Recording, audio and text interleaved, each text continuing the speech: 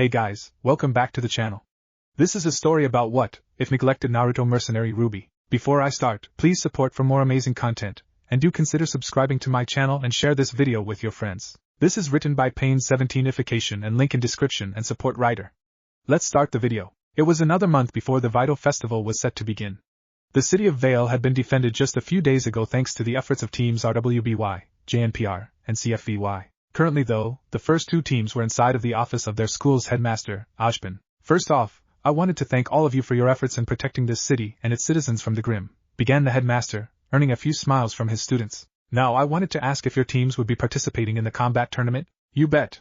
Ruby exclaimed, making her sister and Blake amused at her enthusiasm while Weiss held back a sigh at the immaturity before their headmaster. John looked to his teammates, and they nodded to him in agreement. Yes, we will, sir, I see. Then allow me to repay you all for your actions by giving you the rest of this month off. That caught the teenagers all by surprise. Headmaster, Pira began, what about our studies? Wouldn't we be missing all of our classes? The way I see it, the 8 of you have shown yourselves to be outstanding huntsmen in training. Therefore, I don't see the harm in letting you all relax before you're thrown back into combat, even if it isn't true combat. He then reached into his desk and pulled out a large book that held a red spiral eclipsing a golden sun on its cover. It will also give you all a chance to look this over. You see, I came across this when I encountered an odd individual in our city years ago. When he handed it to me, he only said to keep it safe and give it to those it concerns. Through the years, I tried to read it for myself, but only a few words were able to be seen on its pages through my eyes. And those words were? Blake pressed when the man gave pause. As a fan of reading, she was already interested. They were names. More specifically, your names came up as well, answered the man. It didn't make sense to me then, but it does now. Somehow, this book holds another manner in how you all have lived your tales, and I believe that the rest of its pages will be made legible if you were the ones to read it. Yan scratched her head in confusion. I don't know. Sounds kinda weird to me, sir. Yes, I can see why you would feel that way, Miss Shalom. But I'm not forcing you all to read it. He set the book down on his desk and pushed it towards them. I'm simply giving you the option to take it or not. It does not matter to me. Enjoy your month's rest. You've all earned it. The two teams regarded one another, wondering if they should take it before Blake decided to take the initiative. Stepping forward, she grabbed the book and held it close before nodding to Ashbin and leaving his office. Her teammates were quick to follow, and Team JNPR did the same, leaving Ashbin alone in his office. Later that day, both teams were seated in the library. They had requested a private room so that they could look over the book for themselves. While Ashbin gave them an odd reason for having it, they couldn't deny that their curiosity was getting the better of them. So who wants to read first? Nora asked, sitting close to her friend Ren. If we're going to read this, I'd suggest that we keep an open mind about everything, the pink-eyed male suggested. After all, it is simply a book that the headmaster said had our names in it. It doesn't mean that what's in there is real or is set to happen without fail. The others nodded in agreement to his words. I suppose I'll read first, Blake suggested. I don't mind seeing what's in here. Alright then. Go ahead and start us off, partner, Yang stated as she got comfortable in her seat, prompting the others to do the same. Okay. The story is called Sackcloth and Ashes and it's written by someone named Smith. Smith? John asked, deadpanning at the simple name. It's a common name, so it'd be easy to keep themselves anonymous, Weiss deduced. What I'm curious about is its title. Well, from what I've read, it's an old form of atonement, Ren explained. It's also associated with mourning. That sounds really messed up for a title, Yang commented. Who would be sad enough to have a story centered around mourning? Ruby asked, look down. We won't know until we read it for ourselves, Blake declared before she returned her attention to the book. Chapter 1, The Exile. The book flashed brightly before the large screen hanging on one of the walls came to life and displayed the book's title and first chapter's name. Okay, that's awesome, Yang noted with a grin. So, we get to watch as it's read? Sweet. Nora exclaimed excitedly. Nora, Pira cut in calmly. Perhaps we should let Blake continue? The hammer-wielding teen rubbed the back of her head sheepishly and nodded, allowing for Blake to start the story. In other news, Huntsman Scouts have returned from their recent excursion of the strange meteor impact last night and have submitted their reports to the higher authorities. Apparently, the failed attempt of Vale's expansion, Mountain Glen, has seen a dramatic increase in grim activity within hours after the impact. A woman, dressed in dark red with amber highlights to her dress, was tempted to roll her equally amber eyes at the obvious outcome of the failed expansion. She raised her cup of warm coffee to her lips and took a sip, but she had to bring it away when she heard the next part of the report. Okay? Who the hell is that? Yang asked, raising a brow at the woman on screen. I'm getting a strange vibe from her, John noted. Me too, Ruby agreed. It's like she's planning something. However, last evening's unexpected phenomenon is curiously making the Grim, according to the scouts, act in a strangely docile behavior. Even more concerning is how the reports state that they seem to be guarding something within the ruined city, most likely what had caused that impact yesterday. According to authorities, They plan to make another excursion with more seasoned huntsmen soon, but it won't be for some time. Has anyone ever heard of anything like that? Weiss asked. No, never, Pyrrha answered. Grimm have always been aggressive around others except for their own kind. Even the older Grimm aren't docile. So then, what could make them act like that? Ren asked aloud, hand cupping his chin. The woman used a remote to shut off the newscast before leaning back in her seat, eyes closed as she hummed thoughtfully. For as long as anyone in Remnant could remember, the creatures of the Grimm have always been a dangerous sort, targeting anything created by man and anyone who exuded some form of negativity. For them to act docile and protective meant that whatever had crashed down on that failed expansion must have been incredibly pure to the point of the Grimm viewing it as worth such guardianship. Still though, it is strange that they would want to protect it, the woman murmured aloud, still deep in thought. What could they be guarding? It's gotta be something important to them, or something, Ruby guessed. A knock at her door roused her from her thoughts, and she allowed the knocker to enter. Stepping into her room was a darker-skinned woman with minty green hair and red eyes. She was dressed in an intricate white top that had an olive undershirt, and white pants with dark brown chaps. Her hair was cut short save for 2 long locks in the back that reached her lower back. Emerald, greeted the woman in red. What is it? I just saw an interesting newscast, answered the red-eyed girl, taking a seat across from her boss. Seeing the woman's look, Emerald continued, I figured you saw it as well. Should we go investigate? Something like this is just bizarre. True, occurrences like this are definitely far from the norm, agreed the woman, her amber eyes glowing for a split second. I'm still debating whether or not we go and check it out. While I had plans to use Mountain Glen, it's still a major hotspot for the Grimm, even if they're reportedly docile. Emerald nodded in understanding. So keep the group small then? Amber eyes gleamed in approval. That's what I was thinking. The 2 of us, plus Neo and Mercury, will investigate. Roman will focus on gathering more dust while Adam and his partner have plans to liberate a Schnee train. Blake cringed at that, sending Weiss an apologetic look. Don't cut off the heiress. That was your old life. While I'm not happy about it, I promised that I'd give you a chance. The Faunus girl nodded and gave a grateful look before continuing. Nodding once again, the pickpocket stood up and headed for the door.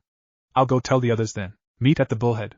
You all have a half hour. Yes, ma'am. Soft breathing could be heard within a small cave-in on a mountainside. The breaths were soft enough to make one think the owner was sleeping, but they were in fact wide awake and staring at a small fire with empty blue eyes. The light of the fire gave some luminance to the figure, but it was only good enough to show a man that looked like he had just stepped out of hell itself. His blonde hair seemed to droop in response to his depressing aura, while his clothes, once a bright example of his personality, were torn, burnt, and cut into. The black and orange jacket was so damaged that it only had the left sleeve and upper back intact. Orange pants were sliced and torn in various places, while the black sandals with protective padding looked ready to fall apart. Because the jacket had been so damaged, the young man's mesh undershirt was visible to the world and was more intact than the rest of his clothing. Diram Pyrrha gasped out, covering her mouth with a hand at the damaged man on screen. To finish off his illuminated appearance were 3 things. The first were his birthmarks that were as visible as ever on his face in the form of 3 lines on each cheek, the lines themselves reminiscent of whiskers. Resting in his lap was a metal plate with a spiral symbol that had an arrow tip and thin tail.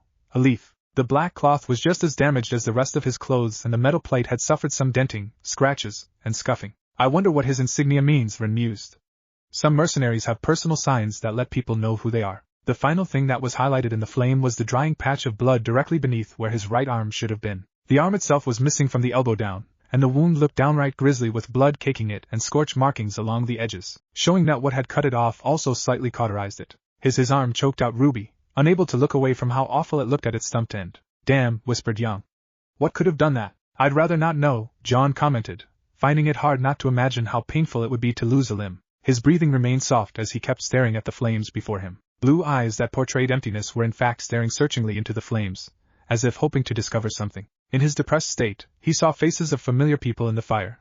People he had lost, people he had cherished, people he had failed. And that's where the title comes in, Blake noted before quickly resuming. The man was Naruto Uzumaki, a man who had been displaced from his home to a place and time unknown to him. He and his comrades had just finished sealing the mother of all chakra, Kagaya Otsutsuki, for the second time in the woman's life. The end of the Fourth Great Ninja War looked to be within reach, but it was then pulled away from their grasp when Naruto's estranged friend, Sasuke Uchiha, decided to try and revolutionize the shinobi world by killing the village leaders, the 5 Kage. Because Sasuke was needed to help Naruto free the world of the infinite Tsukuyumi, the Uzumaki had no choice but to chase down the Uchiha and face him once more, but this time it was to be their final battle. Sasuke, holder of the Sage of 6 Paths mark, had to be stopped, and Naruto planned to use everything, including his gifted young mark, to do so. I always knew I was marked for greatness, joked Yan, making her teammates groan at the horrible pun. Unlike their previous clashes, this one proved to be far more destructive, each deadlock changing the very landscape of their battlefield. It had evolved from a clash between rivals to a battle of gods if one were to witness the fight. As the fight drew to a close, Sasuke called on the last of his Yin chakra while Naruto had the half of the Kyuubi, Kurama, that he carried help him strengthen his weakening Yang chakra. Darkness and light gathered their power, raising it to the highest points before their avatars charged for one final impact, one last clash to end it all. And it did end, but it was not in the way one would hope. Light did not conquer darkness that day. Instead, the warring philosophies, the two ends of the spectrum of balance, ended up backfiring on their avatars and their impact. While Sasuke had been blown back by the backlash, Naruto had been forced into a rip in space and time just moments after witnessing his right arm and Sasuke's left arm get destroyed in their clash. Space and time?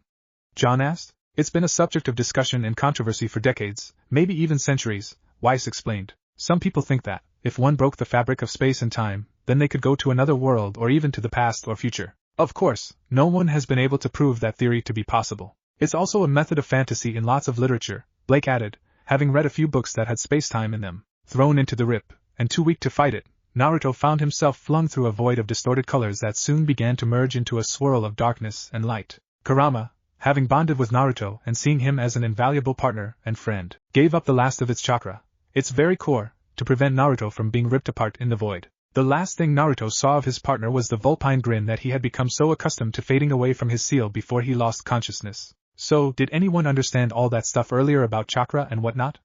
Nora asked, earning negative responses from her friends.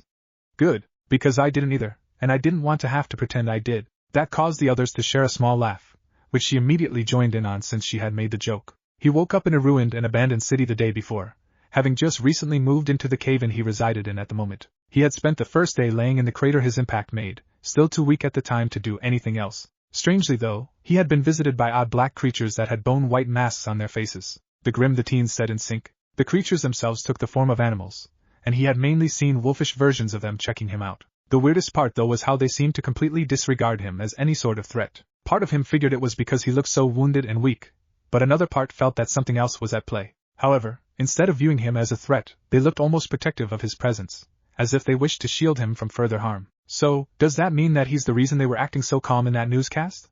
John asked. Most likely, Rin answered. Once he had recovered enough strength, he forced himself to his feet and found his current residence before gathering the wood for his now dying fire. Within the dwindling flames, he saw the last group of faces that belonged to everyone he had failed to save. These faces consisted of his brother in pain, Gaara, the young woman who had declared her love for him, Hinata Hyuga, his silver-haired teacher, Kakashi Hatake, and finally his pink-haired teammate who he had promised to bring Sasuke back to, Sakura Haruno. The 8 teens were given glimpses of the people mentioned. They saw a young man with red hair and green eyes, a beautiful young woman with violet hair and pale lavender eyes full of affection, a silver-haired man who only had his right eye visible, and a pink-haired young woman with bright green eyes. These must have been some of the more important people in his life, Pyrrha noted.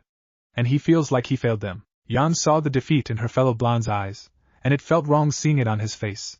Even if he was just a character in a story, why does it feel like he should be a carefree goof? Deep inside of his dead eyes, tears formed and rolled down his cheeks before his eyes clenched shut, and he curled into himself. Through his choked sobs, the exiled shinobi whispered apology after apology to the dying fire as it slowly whittled away to mere embers. Sympathy and pity reigned supreme in the private room, leaving the 2 teams of teenagers unable to comment. From the bullhead that had landed a fair distance away from the abandoned city, 4 people stepped out. The first was Emerald Sustrai, who was accompanied by her partner. Said partner wore a slate gray and black 2-tone partial-zipped jacket that covered his upper body, a single-notched belt with a bandana marked with his personal emblem draped over it, and a pair of matching colored pants with black boots. The young man was named Mercury Black. Guy looks a little too cocky for my tastes, Young commented. And you're not? Teased Ruby. Nope. I'm confident, not cocky. Can't be that way if you don't have. Okay. Cut off Weiss, blushing at the obvious direction Yang was taking that joke. Can we move one please? Third to step off of the bullhead was a rather short girl who had an intricately designed umbrella lazily hanging over her shoulder and open, covering her from the afternoon sunlight. The girl wore a white jacket with a pink interior, brown pants, and gray boots with very high heels. Under her jacket was a black corset, curved in the middle and at the bottom which exposed her hips. She also wore a multitude of necklaces, which hung haphazardly around her neck. Her hair was uniquely colored half pink and half brown, with white streaks in the pink half while her eyes were 2 separate colors, brown coloring the left and pink filling the right. She was known simply as Neapolitan, Neo for short. Anyone else craving ice cream right now? Ruby asked shyly, blushing slightly. To her surprise and relief, the others nodded in agreement, though she figured they were simply being nice for her sake. Still, she appreciated it nonetheless. Lastly was their boss, who was still dressed in her regular attire. Said attire consisted of a dark red, off-the-shoulders, V-neck mini-dress with yellow designs. There was a blue feather-like accessory on her right hip, at the top of an open portion of her dress, and the dress itself ended in an upside-down triangular tail in the back, ending just above the knees.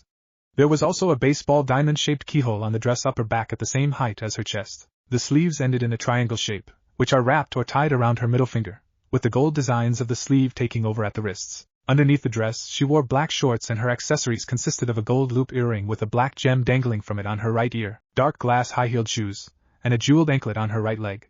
Finishing off her look was a symbol on her upper back, in the keyhole of her dress. It looked to be a black tattoo of a pair of high-heel shoes placed sole to sole, both forming a combined heart shape inside. Talk about femme fatale, Yang said when they all got their first real look at the woman from before. She was Cinder Fall, and she stared down at the ruined city with a small smirk as her amber eyes gave off a slight glow.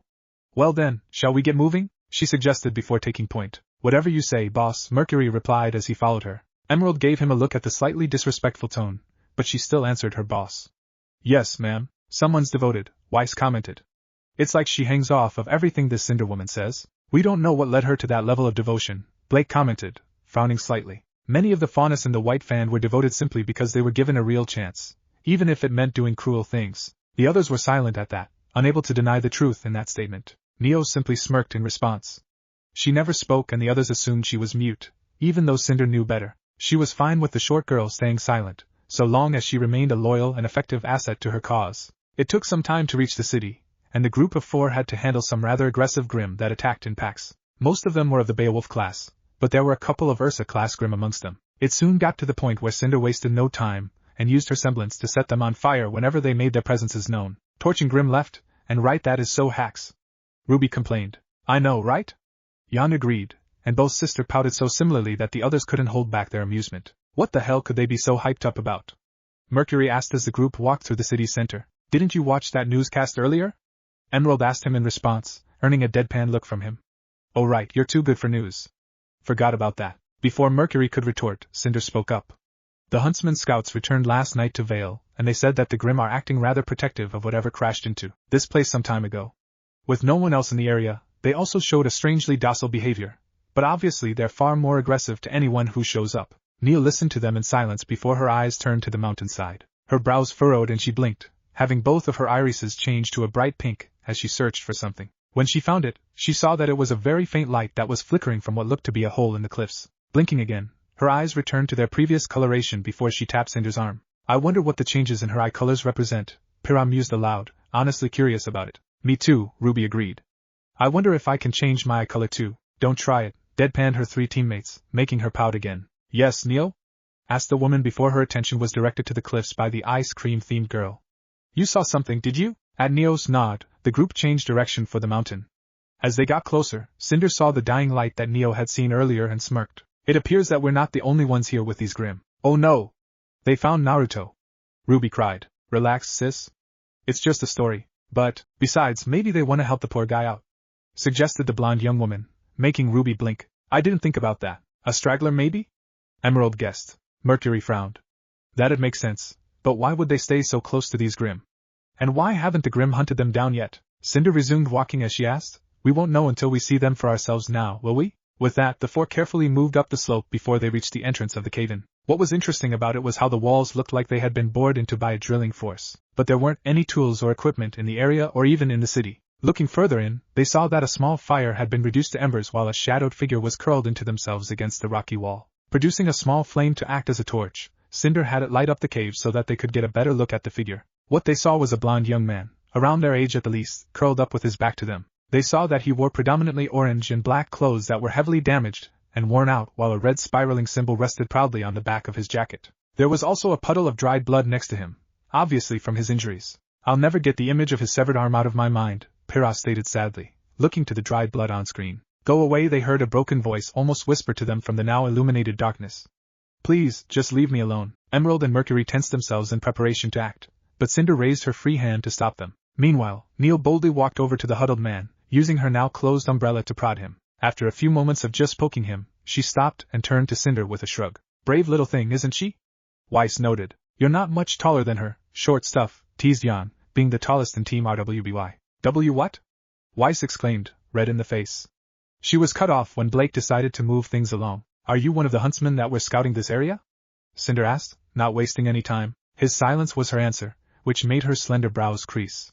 She was not one to be ignored. Stepping over to him, she moved around his huddled form and got a better look at his face. She saw his whisker-marked cheeks, scuffed face, and empty blue eyes, and she was able to personally confirm that he was emotionally broken, or at least very close to it. He looked like a man who had lost everything important to him, which meant that he no longer had anything to live for. Her frown strangely softened at that, and it made her curious. Why did she feel a faint sense of pity for this man, a man that she had never once met, or should even be concerned about? She gave a sideways glance to Neo, and her eyes were both a pale white, which was rare to see on her face. Another color change, Pyrrha noted, pulling out a paper and pencil to write down the 3 colors, and all of the combinations they had. And you call me obsessive, Ren, Nora said with a short laugh while Ren sighed. Turning back to the blonde, she crouched down, absently noting the worn headband with the metal plate lying beside him.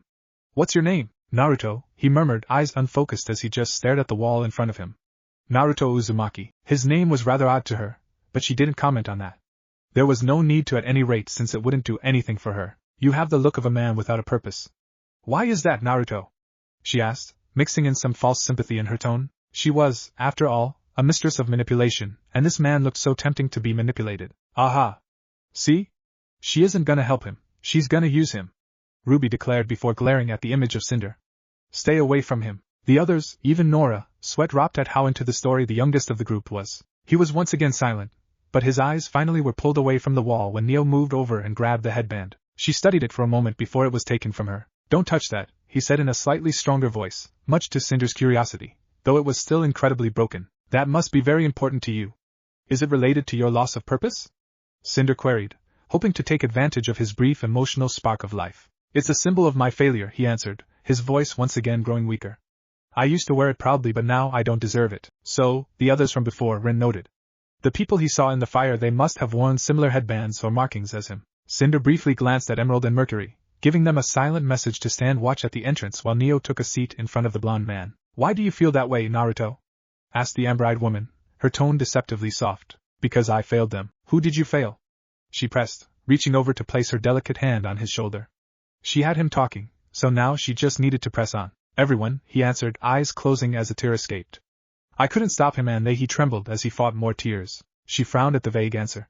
Who couldn't you stop? Slowly, his eyes opened, and she saw life in them again, though it was an angry and betrayed source of life. Sasuke, he almost growled out. He was supposed to help them, and I couldn't stop him. The life began to die again. They couldn't be saved, I failed them. He sounds so wise, began to say, but couldn't find the word. Defeated, Pyrrha and Blake finished for her at the same time. The two looked at one another, surprised at the similar responses they gave. Getting the gist of it, Cinder kept her hand on his shoulder to show a sense of sympathetic support. Mentally, though, she was going over what she figured out. Apparently, Naruto and this Sasuke person were meant to help an unknown group of people, but Sasuke refused to do so. Based on what Naruto said, he was unable to help them on his own and tried to stop Sasuke from leaving in some manner, but he failed to do so, and the unknown group of people were unable to be saved as a consequence of that failure. Those people he failed were more than likely his purpose for living, people he cared for greatly.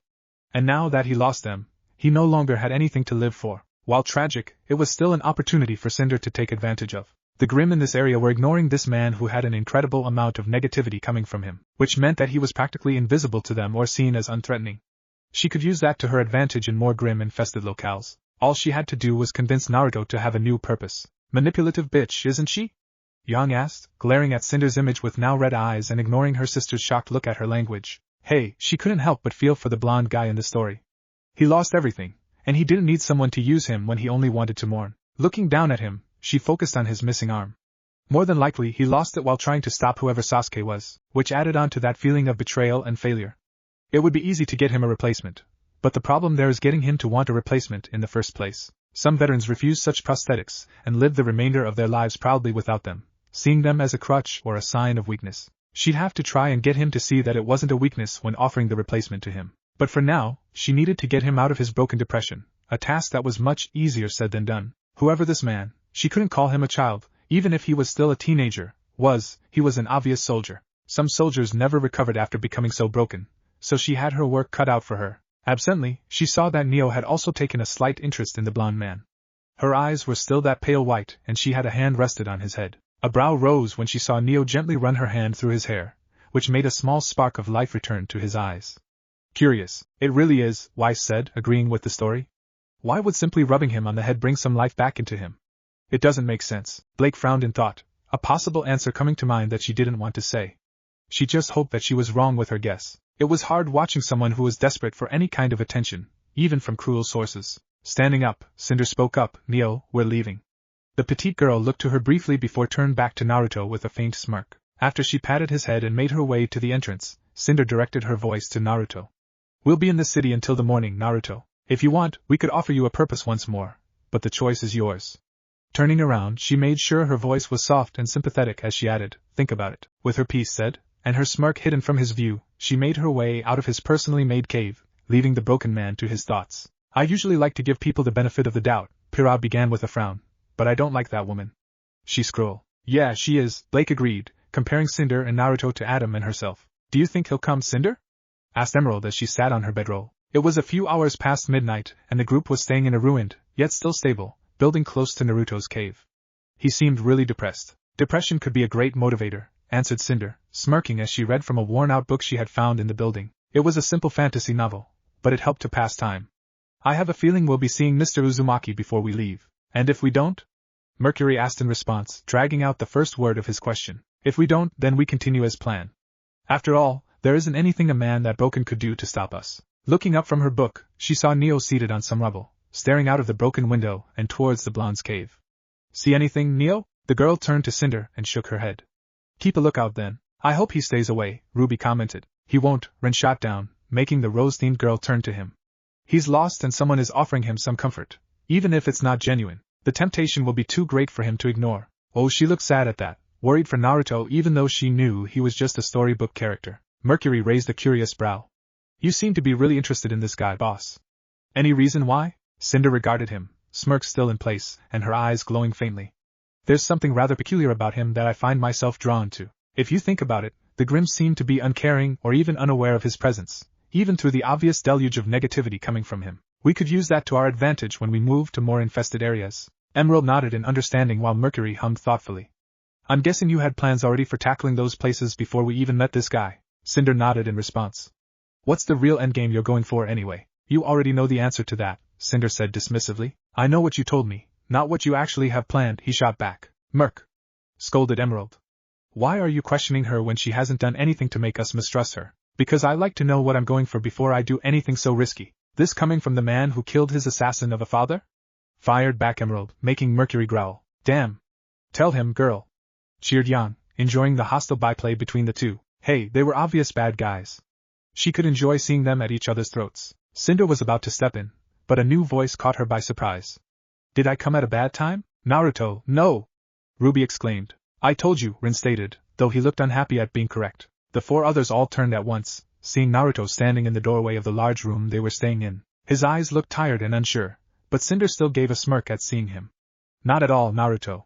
Please, have a seat," she assured before offering him an old crate to sit on. Hesitantly, he took it and faced her, and she saw that he still had empty eyes, but they also held a level of anxiety in them. Unknown to the four, due to leaving Naruto alone hours before, the Uzumaki had spent the time in resumed solitude thinking over his options, however limited they were. He was in an unknown place, and full of people who lacked chakra from what he could sense due to his years of training. He needed answers and, more importantly, he needed to see if there were ways for him to attempt a return trip back home. So, with those needs in mind, he decided to take the offer from the woman in red. However, that didn't mean he planned on being tricked into doing something he didn't want to. Wait, so, he's aware that she plans to use him, Weiss began before yelling out the rest, and he came to her anyway. Smart move, Blake praised, making the others turn to her. If he's already aware that she's trying to use him, he could use that against her and turn the table on her, using her instead. She smirked at Naruto's image. Shinobi is another word for ninja, the masters of deception. He's doing them proud. Yan nudged her with waggling brows. Sounds like Kitten likes whiskers. Her brow and cat ears twitched at that. Don't call me Kitten. Not even gonna deny liking him then? Yang teased again. Shut up, Yang, Blake finally said with her cheeks dusted pink, as she resumed reading. Smiling, the woman started to speak. I apologize for being rude earlier. You gave us your name, but we never gave you ours in return. My associates are Emerald Sustrai. He was waved at politely by her. Mercury Black. He was given a short nod, and Neapolitan, though we just call her Neo. She smirked at him, both eyes turning a bright pink. As for myself, my name is Cinderfall. Nice to meet you all, I guess, he replied, still feeling a bit awkward. Soya said you could help me out. Cinder nodded in response. How? You lack a purpose, a reason to keep going, yes? He nodded hesitantly. I could give one to you. I could help you find something new to fight for, and all I would ask in return is that you help me with my own goals. And those goals are? Her smirk grew as she reached a hand over and patted his cheek in amusement. You don't expect me to just reveal everything to you, do you? He felt something strange when she made physical contact with him. It was surprisingly a good strange though, but it just made him more confused. She's playing a dangerous game and so is he, Blake said with a frown. No, I guess not. Then what would I be helping you with? She removed her hand and leaned back in her seat, and he frowned when the warmth he felt left him. She seemed to notice this, for her eyes glowed faintly for a moment. The Grimm seem to disregard you entirely. Whether it's because they find you unthreatening or something else remains to be seen. My goals involve journeying to areas that are constantly visited by Grimm, some even being classified as infested. Grimm? He asked, raising a brow. What are Grimm? The others looked surprised at the total sincerity of his confusion. I would too if I didn't already know he was from a different world or time, Pyrrha admitted sheepishly, and the others agreed with her since the Grimm were common knowledge throughout the world of Remnant. You've never heard of Grimm? You know, those black creatures with glowing red eyes and white masks and stuff on them? Emerald asked incredulously. Oh, that's what they're called? They came up to me after I crashed into this place, but they didn't attack me. They instead acted protective of you, right? Guessed Cinder, earning a confused nod. Her smirk returned. Interesting. This means that the Grimm see you as something important, and they naturally try to protect you from outside threats. She used air quotes for threats. This makes you even more helpful to my goals. He frowned at her, showing skepticism. What would you have me do in these Grimm-covered places? And what if whatever is happening between me and them suddenly runs out? To answer your second question, I already had a different plan in place, just in case you didn't show up. If the Grimm start treating you like the rest of us, then I'll just go back to my original plans. She barely caught his wince, which made her mentally grin. On the outside, she reached over and patted his crippled arm gently. Don't think that's all I wanted to ask your help for. It's my hope that you come to view us as partners of sorts. We look after our own, and maybe you can become one of our own after some time. Her mental grin grew when she saw him looking away, averting his gaze from hers. She was wearing him down. Damn, she's good, Yang couldn't help but praise, even if she didn't like it. We could all watch each other's backs and keep each other safe. I will never betray you, Naruto. You have my word. Moving her hand up, she placed it on his cheek and gently guided his gaze back to her own, making his blue orbs lock onto her amber ones. She gave him a smile and saw his resistance wearing down even further. A part of her wondered if he would deny her when he closed his eyes, hiding them from her own. You promise?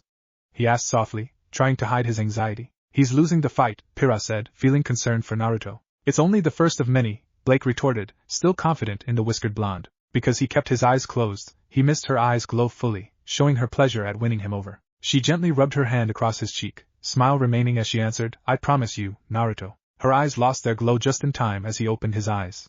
Locking them on hers for a few more moments, her smile grew when she saw him nod slowly.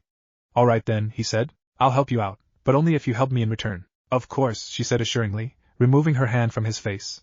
If it is within my power, then I'll do all I can to help you. She then stretched out her left arm, seeing as it was his sole arm at the present time. Partners? He kept his gaze on her delicate hand while the others watched in silence. Emerald was hoping that her mistress's efforts wouldn't be wasted, and she kept herself tense in case the blonde denied her. Mercury just watched with an outward look of boredom while inwardly he wondered just what made the Uzumaki so worth Cinder's attention and interest. As for Neo, she kept her pink eyes locked on Naruto's. Ever since she had set her sights on his emotionally hurt, blue orbs, she felt herself drawn to them, and she wanted to know why. Ooh. Sounds like Lil Ice Cream's got a crush. Yan noted, grinning widely. In the corner of her eye, she saw Blake, and surprisingly, Pyrrha furrowed their brows faintly at that. Oh ho. And she's not the only one. Why did she feel a kinship to this man? Why did his pain call out to her own? Why did she feel this desire to be closer to him? Sighing, Naruto finally reached his arm over and shook hands with Cinder, making her smirk. Partners, he agreed before his thoughts turned inward. Everyone, I swear I'll try to get back home. Just please hold on a little while longer. Don't give up on them, Naruto. Cheered Ruby. Yeah.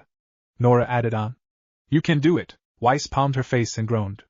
I am surrounded by children. What is this? A certain Uchiha gasped out in shock as the moon that held Kaguya started to crack. As it did, an immense pressure was felt throughout the world as storm clouds as dark as oblivion began forming. The moon kept cracking as more and more clouds formed before, with a massive shockwave. A part of the moon shattered and unleashed an invisible force of deep negativity upon the world. That's our. John began to say before Rin finished for him. Moon, he whispered in shock. As it floated above in the night sky, its broken pieces being held close by because of the moon's gravity, the clouds began to rain thick, black globs. The black raindrops, once making impact with the earth, began to rise up and take the shape of black furred/skinned animals with menacing red eyes and bone-white masks on their faces. The Grim! Ruby exclaimed, shock practically oozing from her. From the biggest source of rainfall, the drops began to merge and grow before. With a roar that echoed across the country, a fierce dragon rose up from the darkness. I wouldn't want to be in the way of that thing, Yang declared. Any of you guys feel up to it? No, was the unanimous reply. Good. Didn't want to be the only one. Falling to his knees, Sasuke Uchiha knew he was still too weak to do anything as the dragon set its sights on his form. Never before had he felt his situation be so grim. Before he became consumed by the dark beast, he only had one thought echo across his mind. Naruto, forgive me. You don't deserve his forgiveness, Blake practically hissed out as she marked the page and closed the book. That's the first chapter. I have to say, I wasn't sure about reading this book at first, Weiss noted. But now, I'm anxious to see what's next. Why don't we pick this up tomorrow afternoon? Sounds good to me, John agreed. We can use the morning with our teams before meeting here to cool down and continue the book. All right, exclaimed Ruby, smiling brightly.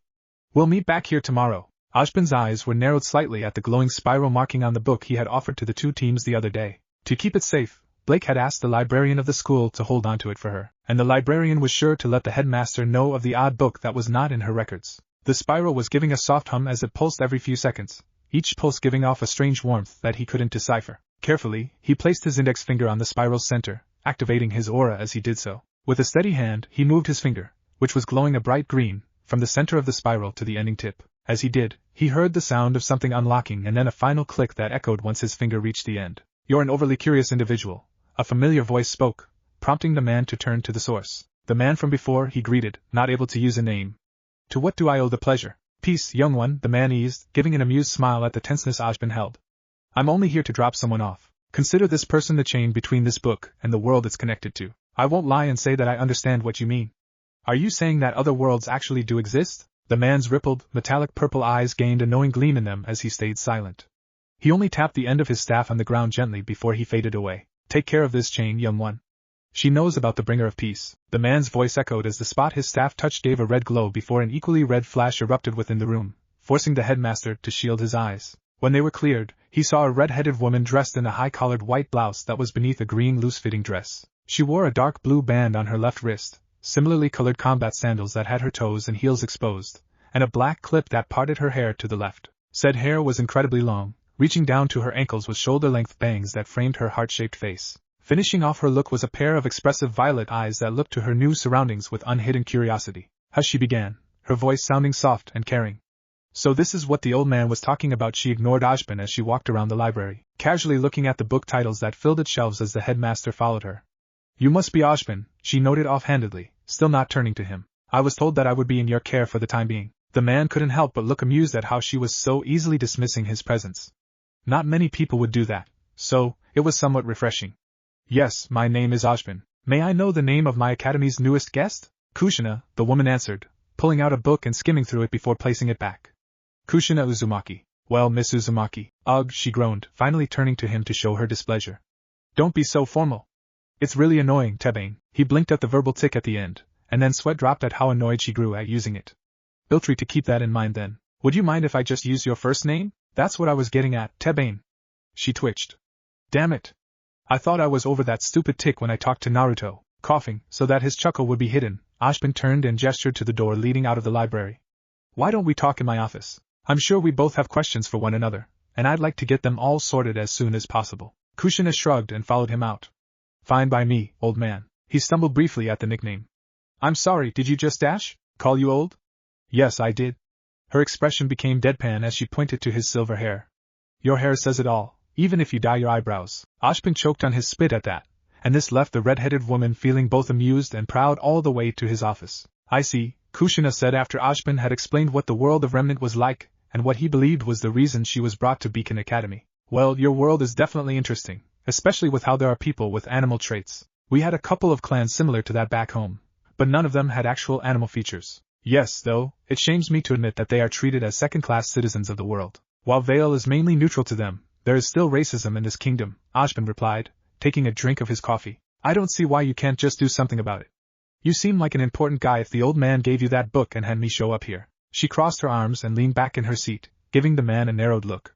What's holding you back? It's not that simple. Bullshit, she cut off, narrowing her eyes further. It's not complicated at all. All you need to do is show that you support these faunus people, and make sure that everyone knows that they are people who live in Remnant, and defend it just like humans do. How the hell is that so complicated, Tebane? It's a sign of favoritism that could instigate. He was cut off again by the Uzumaki. Bull. Shit.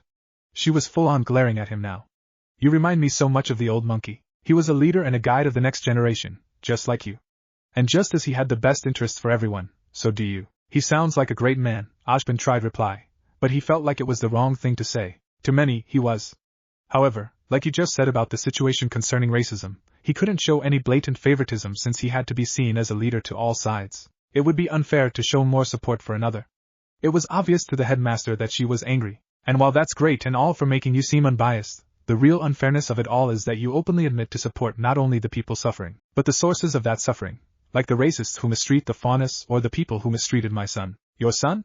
He couldn't help but ask in curiosity. Never mind, she answered after a moment's pause, getting up from her seat to pace. Like any Uzumaki, she had too much energy and was restless just sitting in an office. The point I'm trying to make is that, unless someone acts, nothing will get better.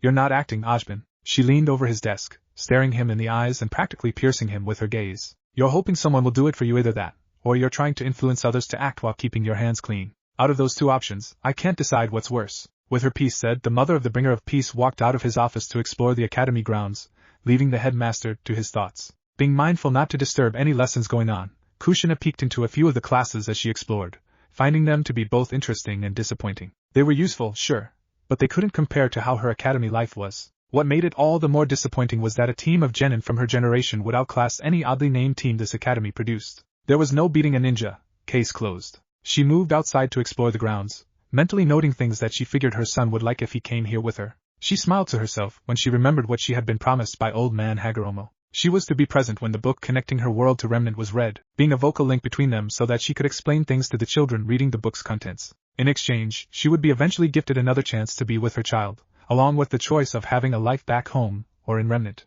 It was certainly better than spending the rest of eternity in the pure world. It was too boring for her tastes, being so used to a chaotically wonderful life. The sounds of training broke her from her thoughts, and she turned to see a 4-girl team going through combination drills together. rwby, she vaguely remembered being the name of the team. The other team she would be spending time with was called JNPR, and both teams were around the same age as her son, save for the young leader of Team rwby. Speaking of said leader, she was coming up with adorable 2-girl team names for their combo attacks. Currently, the group of 4 was divided into Bumblebee and Ice Flower. Creative and cute, Kushina noted with an amused look as she leaned on her leg and observed the team, checking out how effective they were as a cohesive unit. It wasn't until around a half an hour later that she was finally noticed by the black-themed girl. Her sharp eyes locked onto Kushina's violet orbs and her bow twitched faintly, letting the Uzumaki briefly see the feline ears hidden beneath the tied ribbon. A faunus, then, she noted before giving the girl a small nod in greeting, prompting her to stop the team's training. Taking it as her cue, the Uzumaki made her way to the 4 young women and gave a short wave. Good afternoon. Ruby gave a bright smile in reply. Hello? Are you a teacher here? Never seen her before, Yan noted, scratching her head to try and remember if she might have missed her. Kushina gave an amused smile and shook her head. No, I'm actually a foreigner here. She held back a snort at just how foreign she was. I was just taking a tour of the academy here and comparing it to home. Weiss looked interested. And how does Beacon compare, miss? Kushina Uzumaki, she answered, enjoying the look of surprise on their faces. Before they could speak, she continued, why don't we go find your friends? I'm sure you all will have plenty of questions for me, especially ones about my son Naruto. Dumbfounded, the 4 girls could only nod and walk with the woman, questions racing through their minds. Out of the 9 people sitting in the private room in the library, only 2 of them weren't continuously shifting attention between the 2 red-headed women, since they were the women in question. It was incredible to them how similar they looked with just a few shared physical features. Long red hair. A body trained for combat. Expressive eyes, even if they were different shades. It was definitely not something they were expecting to see that day. Alright, why don't I just explain a few things before we get back to the book? Suggested Kushina calmly, earning nods from the young huntsman in training. Now, my name is Kushina Uzumaki, and yes, I'm related to Naruto Uzumaki. I'm his mother. Team rwby already heard her say this, so the shock wasn't as high as what Team JNPR was feeling. But why are you here? Ruby asked.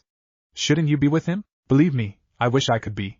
However, I died on the night I gave birth to my son when I jumped in the way of the QB trying to kill him. The QB was mentioned in the first chapter of that book, Weiss spoke up, pointing to the item on the table.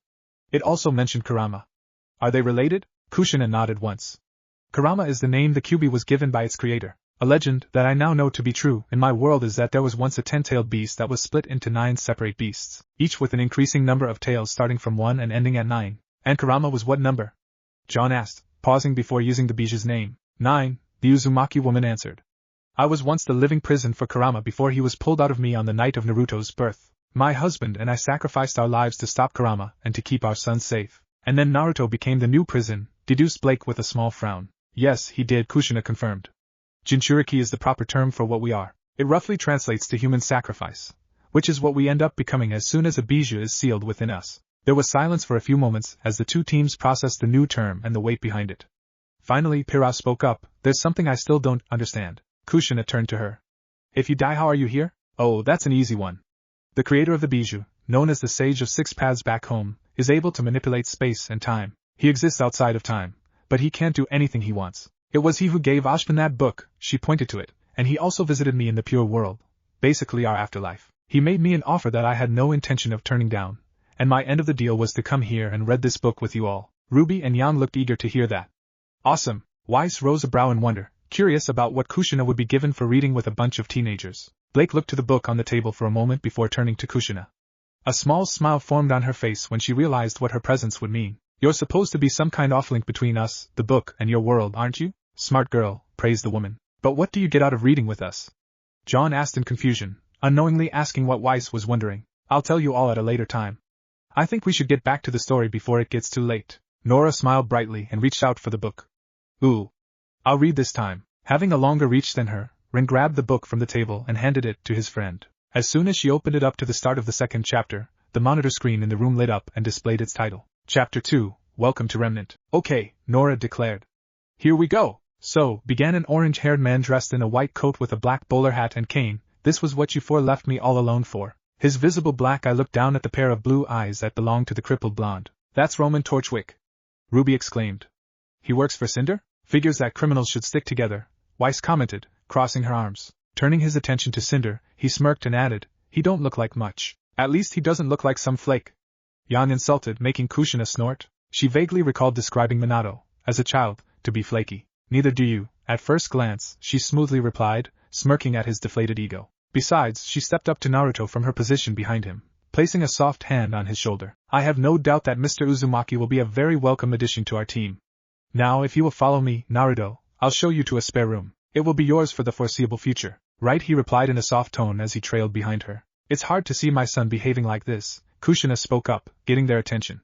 Booty can't say that I don't understand it. I was the same way for a while when I heard of my clan's near genocide years ago. Plus the fact that he's been crippled by someone he fought so hard to redeem, she sighed with her face in her hand. Mikoto-chan, you'd be turning in your grave if you knew what your son has done. The teens in the room cringed at her words before Nora decided to get back on track. Calling back to the others, Cinder ordered, find our newest partner some decent clothes, please. We can't have him walking around in rags. Emerald took initiative and replied, I'll see what I can find in town, ma'am, before she made her way for the exit of their current base, a foreclosed and abandoned hotel in the city of Vale. We gotta make plans to look for buildings like that in Vale, Ren noted. While the book may not be a real interpretation, there might still be some elements that are true. The others nodded while Kushina smiled at the camaraderie between them. Neo stopped her just before she made it to the door before handing her a slip of paper. As Emerald looked it over, she saw 2 spelled-out colors as well as an accurate drawing of both the red spiral on Naruto's destroyed jacket and the symbol on his headband. The colors written down were orange and black, so it gave Emerald a better idea of what to get the Uzumaki. What do all of those mean anyway? Ruby asked Kushina. The spiral is the Uzumaki clan symbol, and the headband's marking is for the Hidden Leaf Village. And the color scheme? Pira asked. Minato and I were both known for our hair and were even given monikers for it. He was known as the Yellow Flash while I was the red-hot-blooded habanero, she explained, looking embarrassed at her old title. Naruto grew to love orange, and he didn't know that it was a combination of our colors until pretty recently. As for the black, it's probably because it was the only other color on his old clothes. The explanation made sense to them, and Nora continued to read. Thanks, Neo, the minty greenette drawled out with an eye roll as she left the hotel. Neo only smirked before walking off to find her newest source of interest. She was in such a good mood that she almost skipped down the old hallways. I'm not sure how I feel about her interest in my child, Kushina mused aloud. But out of all of them in that group, I'd say that she seems the least cruel. Yan snorted at that. Yeah, to you maybe I didn't recognize her right away since the book was so interesting, but I remember that girl. She was a pain to fight and she kicked my ass like I was nothing. Now that you mention it, Weiss spoke up, doesn't Emerald and Mercury look familiar as well? Blake studied the images for a brief moment before her eyes widened. They're those exchange students from Haven, and Cinder was with them. Ruby added, surprising the others save for Kushina. We have to tell Ajbin. John declared before he and the others found golden chains wrapped around their midsections, and holding them down in their seats. Calm down, Kushina admonished. You can't go rushing into things. It's a surefire way to get yourself killed. She waited for them all to relax before she called back her chakra chains. Now, let's finish this chapter, and then you all can figure out what to do. I'll help you if you want, but I need you all to stay calm. One by one, the huntsmen in training all slowly nodded in agreement before they continued the reading. I apologize for all of the dust and any other potential damages to the room, Cinder began, opening the door for her newest partner. But I'm sure you understand that there's only so much we could do for this place while staying under the radar. It's fine, he replied, stepping into the room and giving it a once-over. I've stayed in worse places. Where did he stay? Blake asked, turning to Kushina for the answer. My guess? The red light district or another rundown part of the village. A place where he was either with other lowlifes or all alone, she answered. People like myself and Naruto are treated similarly to how you Faunus are. Blake frowned at that, her hands clenching at the thought of how her fellow people were treated then and now. Have you? She queried, honestly somewhat surprised. I figured you were the type to live in, and I mean no offense, a rather average home. Where did you stay for most of your life? Pocketing his headband, he moved to the windows and tore off the ruined curtains before opening the windows. I lived in an old apartment in the poorer part of my home village. See? Kushina asked rhetorically. It wasn't much, but it was still home. Turning to her, he requested, close the door for a moment, while I clear out the dust. Also, you might want to go outside so you don't get hit by any of it. Curious about what he planned to do, she complied, but stayed inside of the room. A little dirt never hurt anyone, she commented. Shrugging, he closed his eyes and focused his chakra, mixing wind nature into it before he manipulated the energy with his left hand. Within the manipulation, he had the wind from outside the window sweep in and create a small vacuum that took in all of the dust before it flew outside in a twisting manner, almost like a drill of wind. Once outside, the drill dispersed and let the dust get carried off in the outside breeze while Naruto brushed off any lingering dirt on his destroyed clothes. Whoa, John commented. That's useful. A little unorthodox, Weiss added. But it was effective. Were elements unique to people from your world? In a sense, Kushina answered. We shinobi held elemental affinities, and they indicated which element would be easier for us to master. For example, I favored the water element, while my son is wind-natured. Pyrrha looked interested at that. Could someone have more than one affinity? Yes, but naturally having two at the start is rare. Most people develop a secondary affinity after years of training, or if they have a bloodline for it. She raised a hand to stop any more questions on the subject. I'll tell you all about bloodline limits later.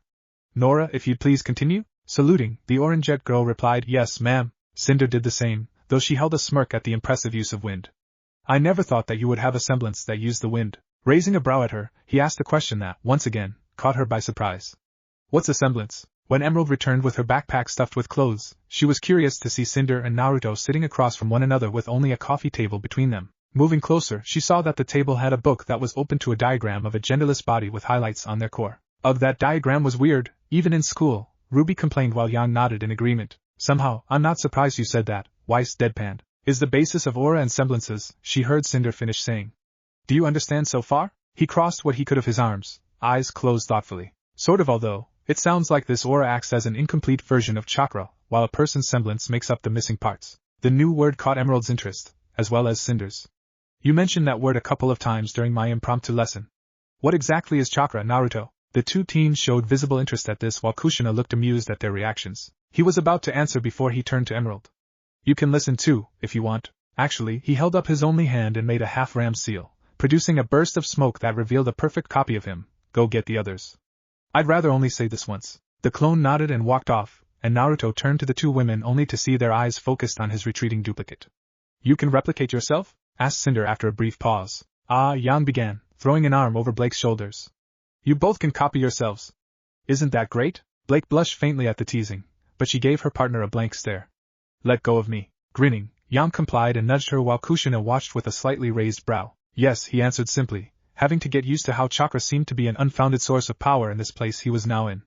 I'll explain more when the others get here. Cinder nodded at this, and reached for her cup of warm tea while Emerald took a seat beside her. After a few minutes, the others arrived after Naruto's clone, and he had to fight his slight amusement at their surprise. He didn't want to show happiness when he knew he should be more worried about the others back home. Priorities are important, Weiss noted, ignoring the mock vomiting sounds Ruby, Yang, and Nora made. While Roman and Mercury stood behind the two-person couch that the women occupied, Neo decided to sit on the other couch next to the blonde, her eyes both taking a pink color of interest. Seeing that everyone was paying attention, though Roman had to be shut up by Cinder making a veiled threat, Naruto took that as his cue to begin. Chakra is a life energy that everyone back in my home is able to use. And I mean life in the purest sense, he stressed, making sure they understood. It's as crucial to us as oxygen and nutrients, and it's made up of two halves that work together, a physical side and a spiritual side. From what I was taught, the physical side comes from our body, from the nerves and muscles to cells, while the spiritual side comes from our mind. Both sides can become stronger through specific training methods, such as exercise for physical and studying for mental. Some people have a higher side than the other, but that doesn't stop them from being able to use chakra. The whole time, Kushina was nodding as her son's story counterpart explained the internal energy of the shinobi world. So, cut an emerald with crossed arms, that copy you made used chakra? Yes. That was a jutsu, a technique that is made through a specific use of chakra. Chakra, from what I've witnessed throughout my life, has a near limitless amount of uses, from controlling the elements, Roman looked interested, to becoming invisible, Emerald rose a brow, to increasing physical strength, Mercury perked up, to creating illusions, Neo smirked, and even something as cruel as raising the dead. The inhabitants of Remnant looked disturbed by that last use of chakra while Kushina looked ashamed. It was a rather unsightly discovery of chakra's uses, one founded by the second Hokage, no less. Cinder's eyes gave a brief glow of interest at this, though she noted the disgust Naruto had on his face, as well as the haunted look in his eyes. You've faced those risen dead, haven't you? She asked, earning a solemn nod from the blonde man. Yes, it's not something I like to remember, so please just drop it. Of course, she assured in a soft tone, mentally smirking. For now, Naruto. But don't think I'll forget that little feature. She's going to bother him about it later, Ruby grumbled. Pyrrha frowned at that, crossing her arms in her seat. Some things should just be left alone. Alright, so you use this chakra instead of aura, Roman summed up, air quoting chakra. What makes it so different? Emerald then added, you mentioned how aura was like an incomplete chakra. What did you mean by that? Naruto nodded at their combined question, not surprised they asked it. From what Cinder told me, aura deals with physical concerns such as healing, defense, and stamina. Meanwhile, a person's semblance relates to their soul, or spirit. So, based on that, seeing as he let it hang, Mercury answered, aura acts as the physical half of your chakra while our semblances make the spiritual half. Naruto nodded once. Do you think we could combine them together to replicate your chakra? No, it's impossible, Kushina answered, letting the others know up front. Chakra is something you're born with, and there's been no record of anyone being gifted with chakra before, except for old man Hagaromo. Well, that's good then, right? John asked. It means that Cinder and her gang won't be getting any crazy power boosts from Naruto anytime soon. Cinder showed the most interest at that question, though she was disappointed at the unsure expression Naruto bore. I can't say. I don't know how you all personally use your aura, or even what your semblances are. Since the semblance of a person is a representation of their soul, it might be possible for a few people to replicate chakra, but I doubt it. Chakra is something you're born with, and even back home, the creation of artificial chakra was really rare. Oh, perhaps they made some advances since my death, Kushina mused, casually restating how she was technically dead. In fact, it was so casual that the others ironically looked uncomfortable about it. Damn, mentally cursed Cinder, annoyed at such a power being out of her reach. She blinked at that thought before smirking. Although, perhaps it's not fully out of my reach, she mused while turning to Naruto. Anything else you could tell us about your chakra? Other than the fact that I can't sense anyone in the city who could use it, or that my own chakra is unique in and of itself? He asked in an almost deadpan tone. Does he have a bloodline limit? Ren asked. Yes and no. Yes, he carries the blood of the Uzumaki and has our incredible chakra and vitality. But he can't use the chakra chains that myself and Mito-sama were able to use, she answered, poking a glowing gold chain from her palm. However, Naruto has access to his chakra, the chakra of nature, and the chakra of the Bijou that has been infused into his core by the tailed beasts themselves and the old sage. Damn, Yang summarized eloquently. No kidding, Blake agreed wholeheartedly with her partner's statement. No, that's pretty much it.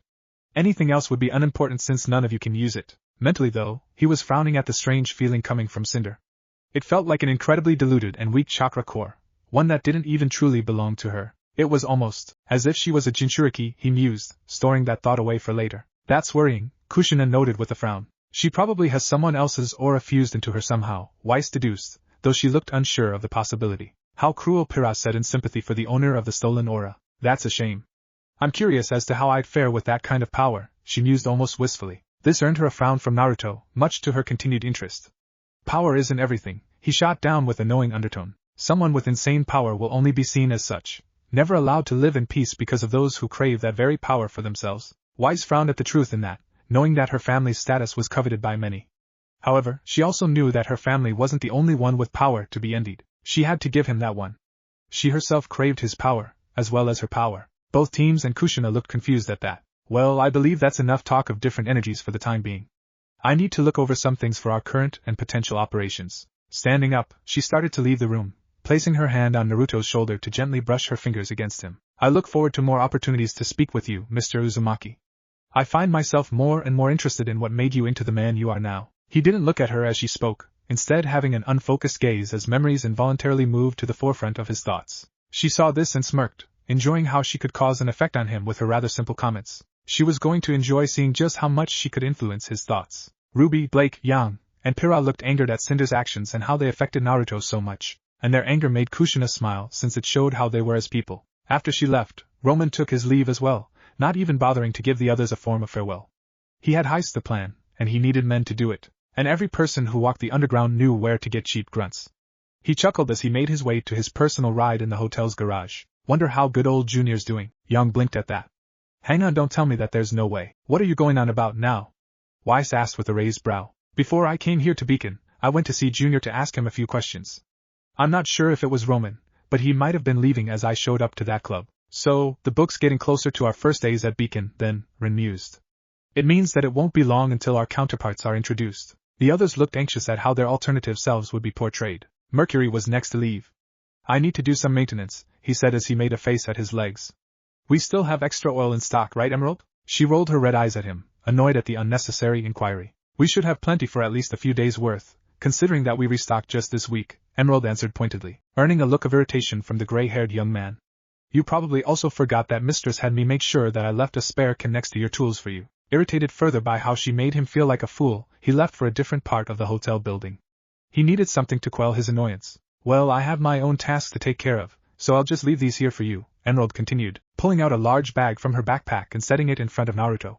If you don't like them, then do your own shopping, she almost snarked, but kept her tone civil. This man was of great interest to her mistress, after all. And if you want to have something specific put on them, there's a clothing shop downtown that does personalized stitching for a cost. Naruto only nodded in thanks, ignoring her rather rude speech since he was still trying to stop his onslaught of memories. He was left alone with the shortest member of Cinder's team, and she was content to just sit on the couch with him in silence. Sure, she wanted to talk to him, but she knew he was too preoccupied with his own thoughts for the moment. Neil was a patient girl, so she could wait for her chance. Definitely interested, Yang noted with a smirk. Bet you they wind up together in this story? I'll take that bet, Weiss agreed. If Naruto is going to end up with anyone in this, it'll be with someone who shows genuine care for his recovery, not some manipulator. 50 lean on it? Yang was grinning as she held out a hand. You're on. Weiss shook the offered hand with a smirk. Blake shook her head at their bet while Ruby looked unsure. Team JNPR shared a look and said nothing while Kushina studied the interested look on Neo's paused image. After a few moments, the blonde man got his thoughts in order and took note of his remaining company. Neo, right? He asked unsurely, earning a nod in confirmation. You don't talk much, do you? A head shake. Can you talk? A smirk, which made him sigh. I'll take that as a yes. Anyway, I'm going to see what my new clothes will look like. Grabbing the bag, he stood up and made for his room, only to feel a presence following him. Turning around, he looked down to see Neo smirking up at him, both eyes that pink color that he associated with intrigue or interest. One down, Pira said as she added on to her notes concerning Neo's eye color combinations. Nora gave her a smile and he raised his hands in defeat, knowing what she was going to say. From what he had observed, she had 3 eye colorations, and that meant a total of 6 different combinations, or moods as he liked to believe. And from what he had seen, when both of her eyes were pink, it meant that she was interested in something. In this case, it seemed to be himself that Neo was interested in. You don't plan to follow me all the way to my room, do you? He asked, earning a vague shrug from her. Listen, I appreciate you keeping me company, but I need some time alone. I'll talk to you when I've had enough time. Will that work for you? She frowned, both eyes turning to a brown color as she blinked.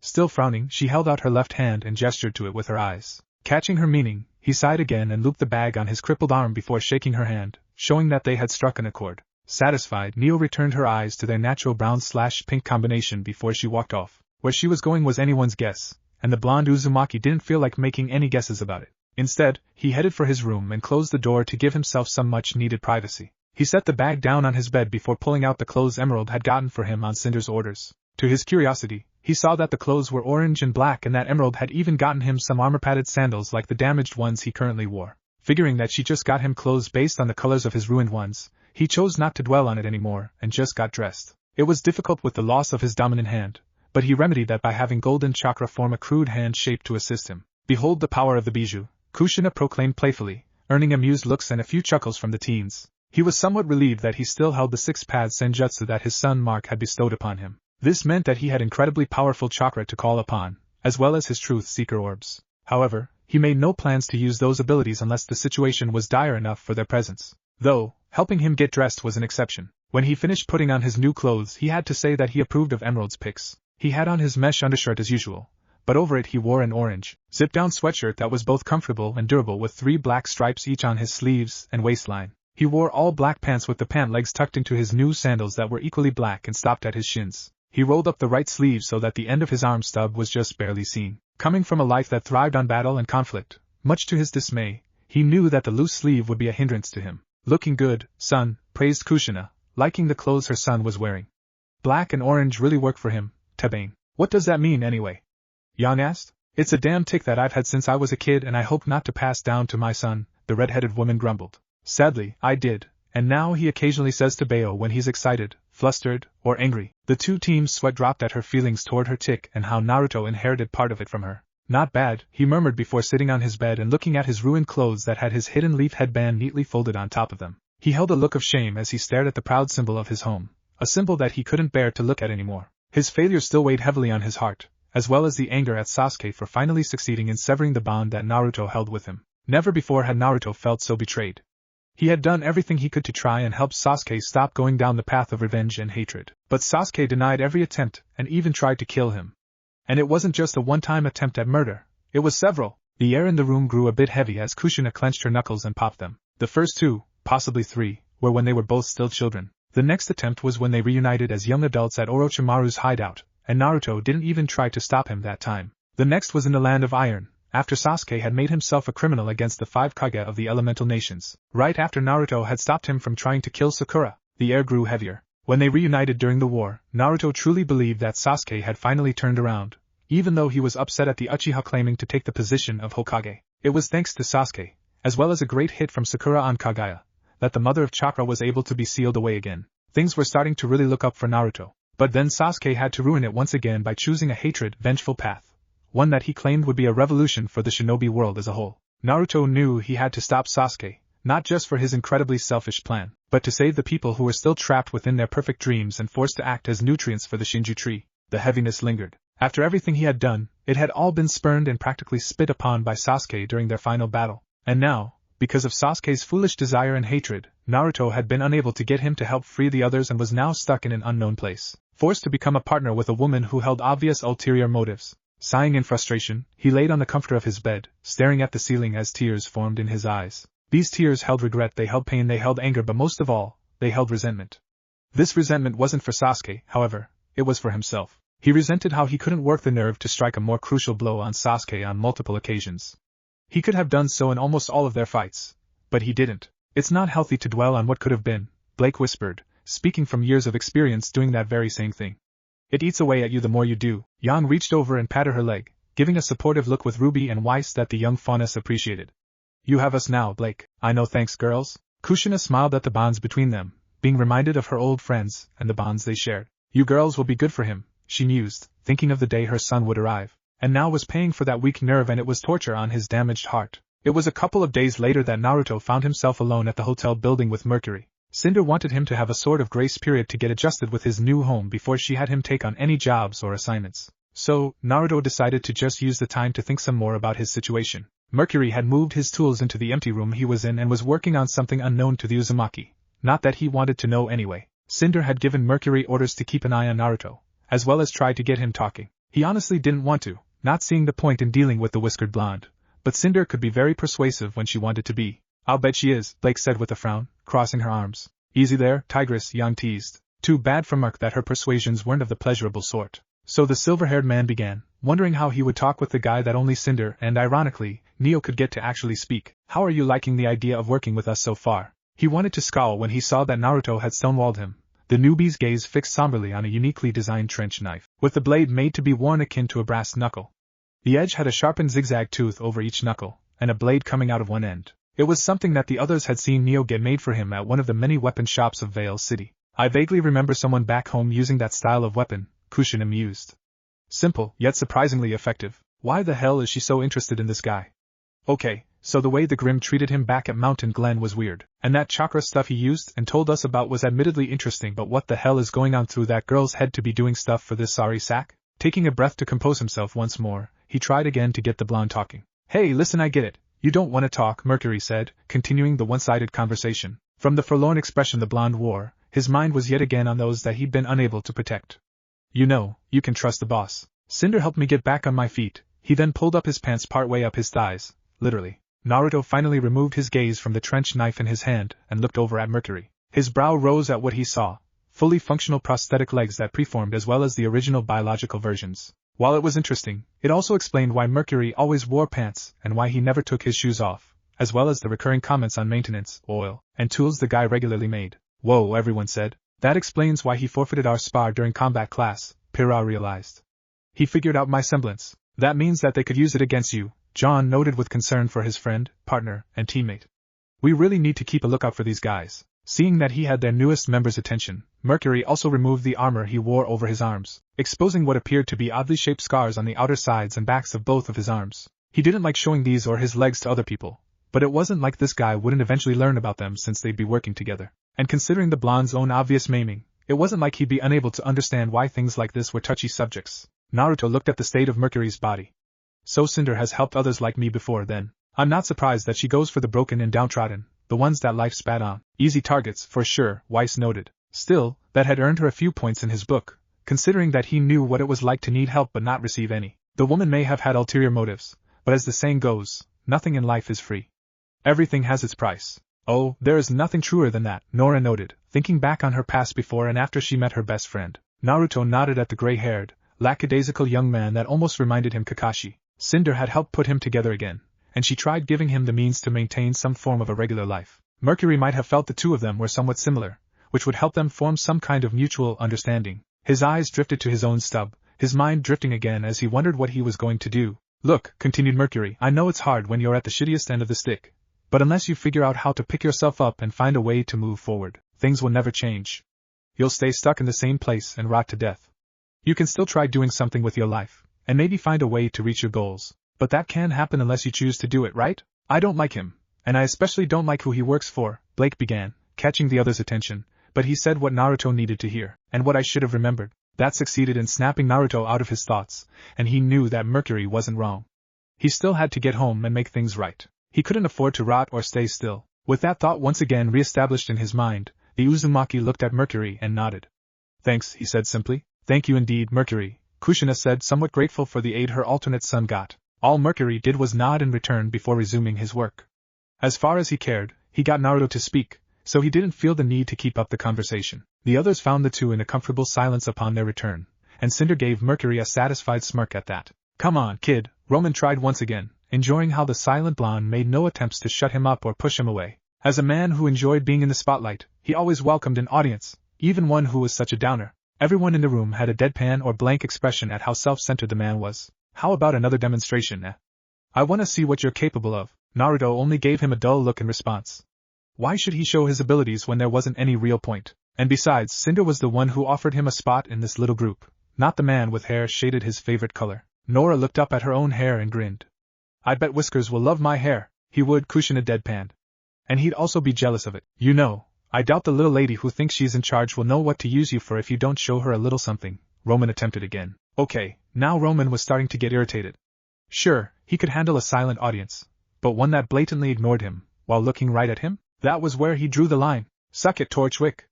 Jan hollered with a grin, enjoying how Blondie was pissing him off by doing nothing. So, he moved away from the blonde under the guise of giving up. He even turned around and took a few steps away from the Uzumaki, making it seem like he was heading back up from the practically empty garage beneath the hotel. When he looked back slightly over his shoulder, he saw Naruto heading for the opposite set of stairs and smirked. Turning around, he raised his cane and had the end pommel flip its cover, showing a targeting crosshair at the end of the barrel of his revealed firearm. Try ignoring this, Whisker boy! He yelled out before attempting to squeeze the trigger, the key word being attempting. Before he could comprehend what had happened, he found himself off of the ground, pinned to the wall, and a hand around his neck. Shocked, he was about to struggle before he caught sight of dull blue eyes staring at him, almost apathetically. Wow, John commented. He didn't stand a chance. I didn't know Naruto was fast like me, Ruby added. Well, chakra can help our muscles, giving us enhanced strength and speed, Kushina replied. But years of training can make us just as fast without chakra added. Awesome, the young rose whispered with starry eyes. Don't try that again. That simple order was said in such a calm tone that it ironically brought a chill down the older man's spine. He was then unceremoniously dropped to the ground on his ass before his mind rebooted, and he saw that Naruto was already at the foot of the stairs on the other side of the garage over 100 feet away. Super speed for the win. Ruby cheered, amusing the others. Rubbing his neck, he groaned and cracked it to get the kinks out before giving an annoyed huff. Kids today always so melodramatic. Emerald looked at the blonde who kept staring dejectedly at the dented-up headband. From the looks of him, the guy had barely slept at all throughout the past few days. She frowned at this since he was only worsening his own condition, which also made his usefulness to Cinder drop by the day. Geez, this guy is just oozing depression. As much as she disliked cheery and friendly, it would suit the amputee to buck up. She couldn't believe she was thinking this, but she knew that he needed to smile, laugh, and learn to enjoy being able to live a little. Naruto was like that for most of his life, Kushina explained to the teens. But even the happiest of people can lose that spark when they lose enough of their joy, and Naruto found the most of his with those he loved. That's so sad, Pira replied. I wish we could help him, and I appreciate that you feel that way. But remember, this version of my son isn't truly real. The two teens looked down thoughtfully at that. That still doesn't mean we can't be his friends for real, right? Ruby asked innocently. At this, the Uzumaki smiled and ruffled the girl's hair. Yes, you could. I'm sure he'd love to meet you all. Will he, though? Blake asked suddenly before looked slightly embarrassed at her outburst. I mean, he sounds like a great person, and I wouldn't mind meeting him too. The poor girl didn't like the similar smiles that her partner and Naruto's mother both gave her. Still though, his need to rebuild a reason to want to live wasn't easy. She knew that from when she had to steal to live before Mistress Cinder recruited her for her useful abilities. She'd lived in a city, day to day without a guarantee of enough food, always resorting to stealing to get by. While she wouldn't ever admit it, and if anyone suggested she did, then she'd put a bullet in them, she empathized with the downtrodden people of Remnant. She couldn't really help it when she remembered the days before her mistress had come into her life. Thanks to that, she understood a bit where the one-armed newbie was coming from. Kindred spirit sorta, Ren noted, and it pissed her off. You know you could stare at that thing until you've died, rotted, and your bones have turned to dust. Nothing's gonna change unless you snap out of this damn funk of yours, she snapped at him, only for him to stonewall her. I know you heard me. The girl growled angrily. Again, he ignored her. God. No wonder you had to go groveling to that Sasuke guy to play the hero. Whoa.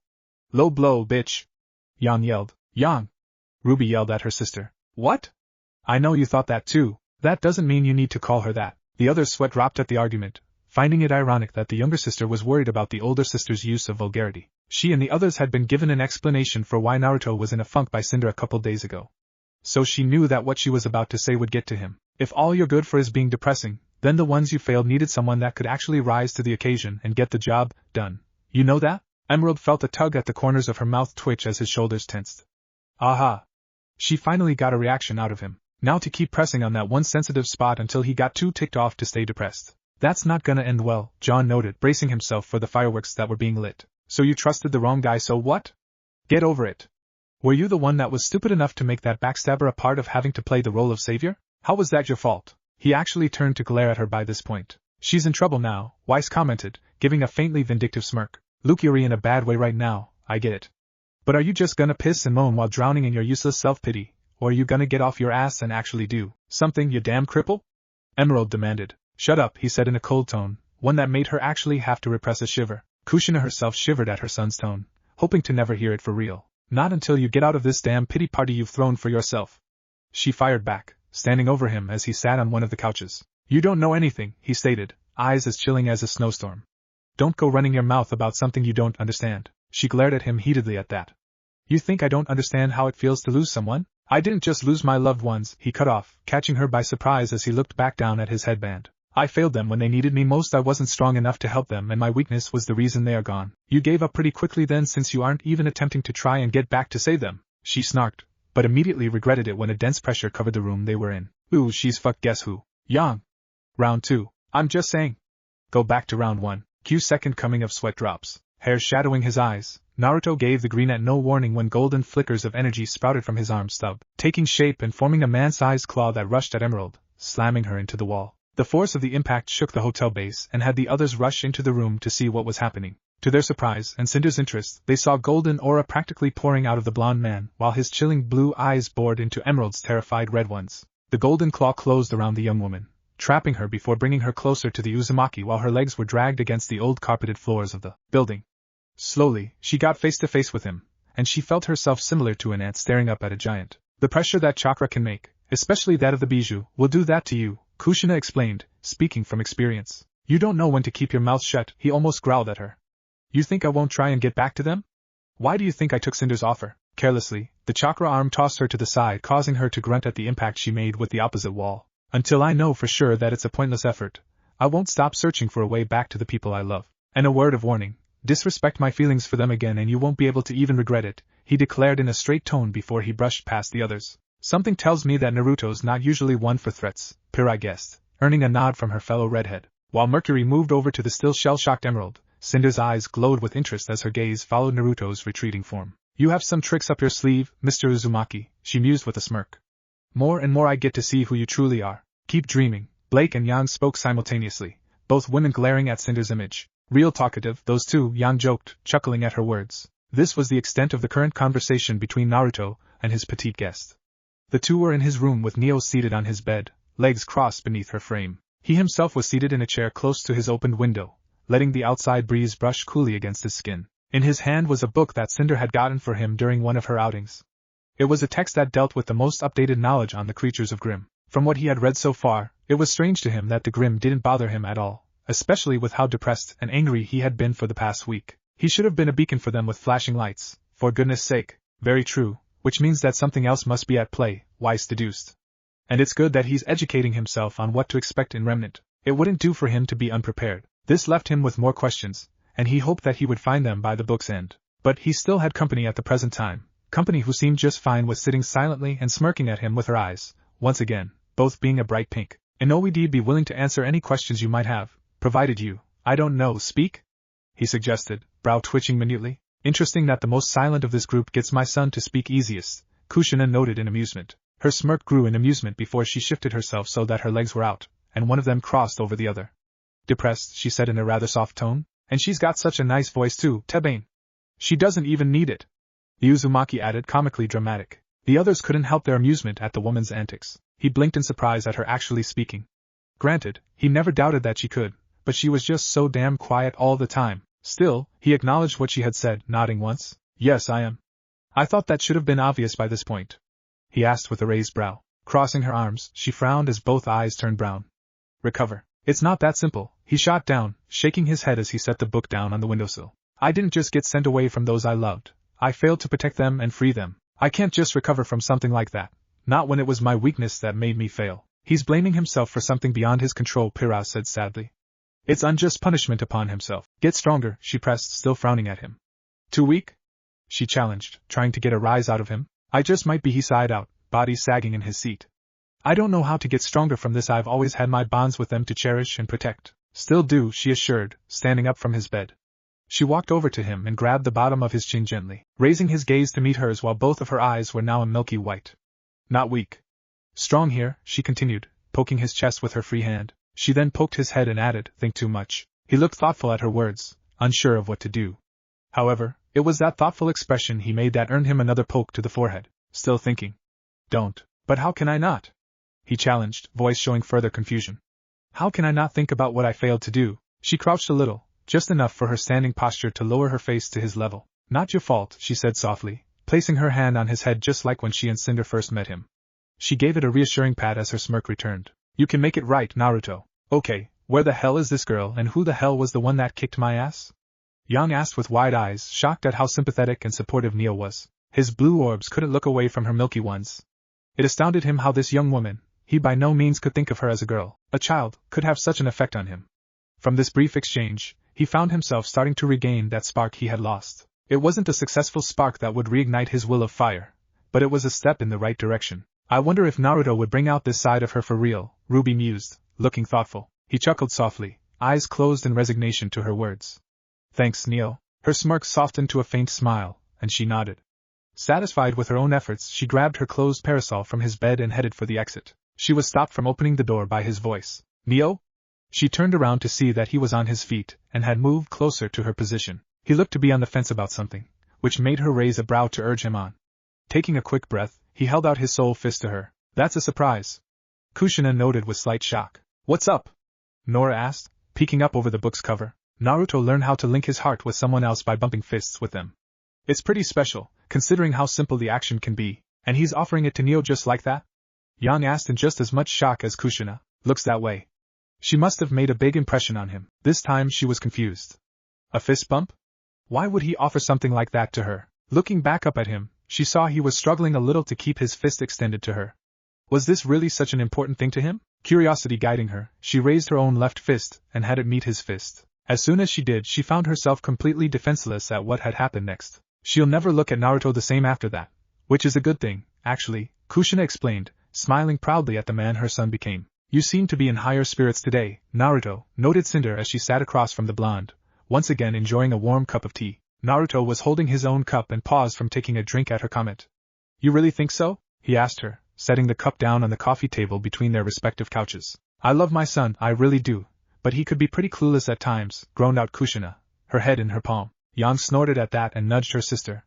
Looks like you and Whiskers got some things in common, sis. Not funny, Ruby pouted. Of course I do. You don't have as much of a depressing air about you anymore.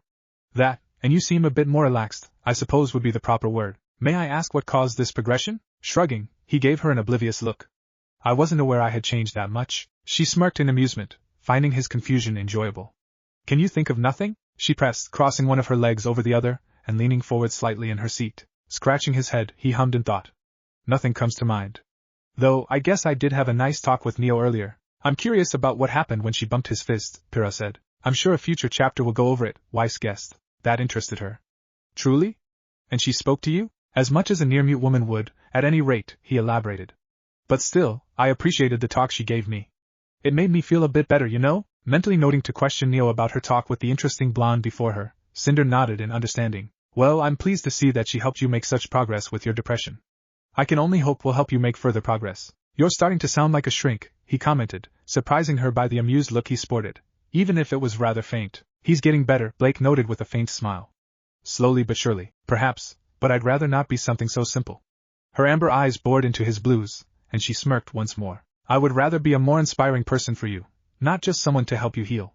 Truth be told, Naruto, I find myself continuously growing more interested in you. You have such an enigmatic air about you that I can't help but want to discover what lies within those walls you have. He looked a tad uncomfortable at the almost predatory gleam in her eyes. She's not even trying to hide her plans for him anymore, Ren noticed, raising a brow at the bluntness Cinder was displaying. But she continued, letting the glow in her eyes die down, I don't want to pressure you into something that would make you insecure around me. I'm a patient woman, Naruto.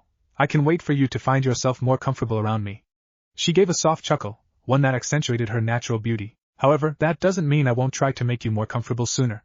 Yes, I'm patient, but I'm also someone who knows what they want. You and me both, Kushina said with a small laugh. I was the same way when I fell in love with Minato. I was even the one who said we should get married. He just proposed since he felt obligated to. Yan snorted at that while the rest of the girls looked amused. Rin and John felt a little left out, but they were fine with it. It was a girl thing, after all. He swallowed the lump in his throat. And what do you want, Cinder? He asked, just a bit nervous. Her eyes glowed briefly once again. I want us to grow closer, she answered, and he found himself stunned at both the simple answer and her sincerity. That's all, he blinked at her answer. It was definitely unexpected, but he couldn't find any deception in her voice. Really? He couldn't help but ask, relaxing a bit in his seat. Bad move, Rin said. He shouldn't let his guard down so quickly. She mentally grinned at her small victory. But of course. After all, something about you just draws me in. It could be your unknown origins. She slowly stood up, your unique gift against the grim. She moved towards him, your chakra compared to our aura. She stood next to the arm of his couch, placing her hand on his resting arm. Or perhaps it's just you in general. Either way, I can only hope that we'll progress our current standing further, Naruto. I look forward to seeing just how much we'll influence each other. That sounded oddly sexual, Yan noted, earning a deadpan look from Kushina. Please don't put those kind of thoughts about my son out there. Oops, replied the blonde, rubbing her head sheepishly. With her piece said, she walked off, making sure to have her fingers glide across his arm as she moved away. Out of sight from his eyes, her smirk grew full force and her eyes gleamed excitedly, nearly lighting up the halls with their glow. She had seen the consideration he tried to hide in his eyes. She just had to keep pressing forward, keep offering him a chance to find new reasons to move on while making sure that they centered around her group, and herself especially. It was inevitable in her eyes. Soon, the enticing man that she had been lucky to meet would fully join her, standing by her side as her plans came into place. Overconfidence leads to failure, Weiss declared. Speaking from experience? Nora teased, earning an indignant shout from the Shinee heiress, and when that day came, she shivered excitedly, chuckling to herself. Welcome to Remnant, Naruto Uzumaki. I hope you enjoy staying here, because sooner or later you'll be mine, she mentally promised while Naruto felt a strange shiver go down his spine. Like hell he will, Blake muttered, being soft enough that only Kushina could hear thanks to her shinobi training. Well, that's the end of the chapter, Nora declared, marking the page before closing the book. Same time tomorrow? That sounds fine, but what about Miss Uzumaki? John asked, wondering what the woman would do until then. Oh, you don't need to be so formal, John, the woman said casually with a smile. Just call me Kushina, and I'll be fine. Ashbin gave me a room here at the school since I'm technically a guest here. What room? Ruby asked, and Kushina handed her a paper with the room number on it. Oh, that's just down the hall from our rooms. This is great. We can talk to you about more stuff later. The Uzumaki woman enjoyed how excitable the young Rose was. It reminded her of how she was at that age. I'd be happy to talk with you anytime. It could be about my home, myself, or even my son. But don't expect me to tell you everything right away. I need to keep you all coming back for more. Tebane, Ruby, Yang, and Nora laughed with her while the others smiled and nodded. However, of the group as a whole, Blake was the most eager to speak with the woman, even if she hid it very well. The book had introduced her to someone like herself, brought forth the mother of that person, and kept her wanting to learn more about him. Cats were curious things, after all, and right now, Naruto Uzumaki had captured this cat fauna's curiosity. Chapter 3, Unexpected Closure. Closure? Yang blinked. I bet it has to deal with Naruto finding something that could help him get back to the people that mattered to him.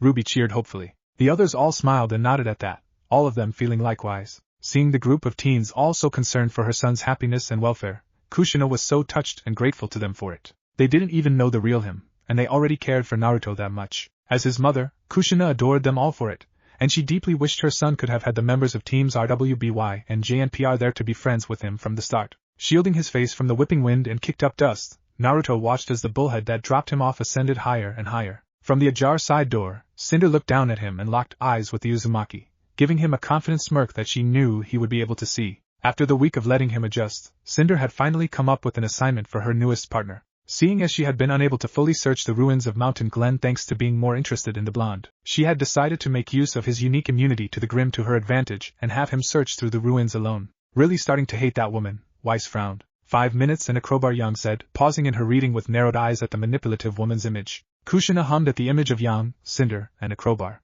After a moment, she shrugged off the thought, finding it too tame for her taste. But then again, she was known for beating bullies to bloody pulps barehanded when she was still in the academy. Lots of things were tame in her eyes. As she watched his form get smaller from her rising vantage point, the amber-eyed woman spoke up. You and Roman know what to do, correct? Beside her, Mercury smirked and nodded. Yeah, we know. While Blondie checks out the place, Roman and some of those white fan members. Blake winced at the mention of her old group aiding Cinder and her goons in their endeavors, wondering yet again just where and how things had gone so horribly wrong to make it so they shifted from being an equal rights movement to a terrorist organization. We'll run distraction detail for those huntsmen that are supposed to investigate what happened here a week ago. I really wish that the huntsman from a week ago had found him as opposed to Cinder. I believe he'd be better off, Pyrrha said with a frown, the others all nodding in agreement. Good. Be sure not to be seen, Mercury. Roman is already a well-known criminal, so it isn't much of a risk to have him spotted. You, on the other hand, are not identified, so keep it that way. Shame we know thanks to this book though. Suck it, baddies. Nora taunted. Got it, boss. Emerald was on Cinder's other side, frowning as she watched Naruto just stand in place and watch them leave.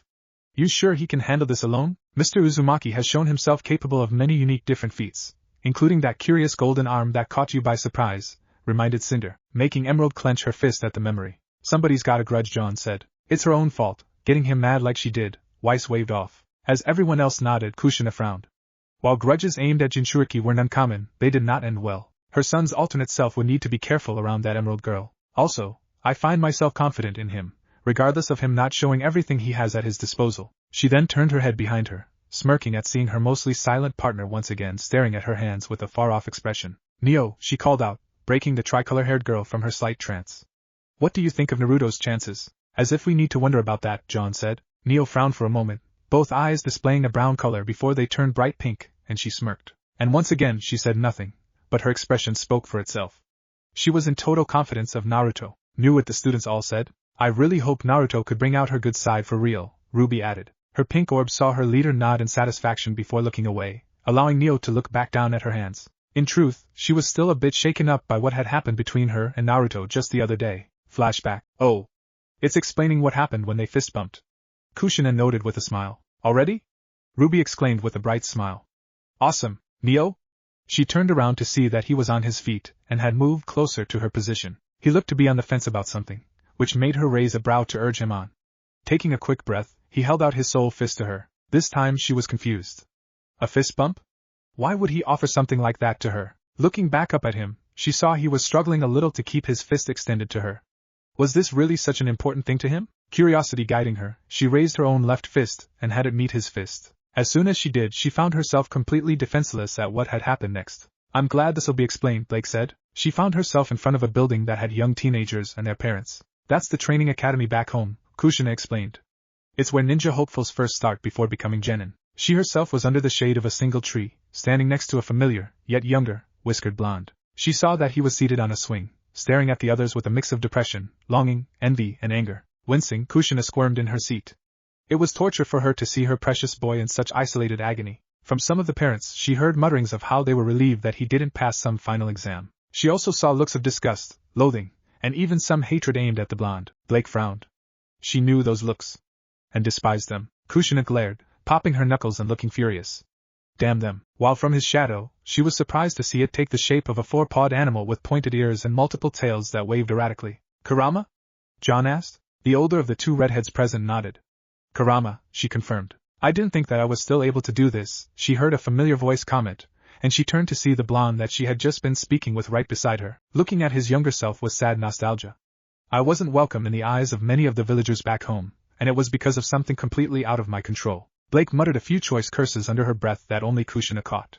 It didn't surprise the Uzumaki woman that the feline faunus loathed discrimination. As a former Jinchuriki herself, and knowing the life and burden Naruto would be forced to shoulder, Kushina was grateful. Anti-discrimination types like that were rare, yet always welcome in a person's life. She raised a brow at his vagueness.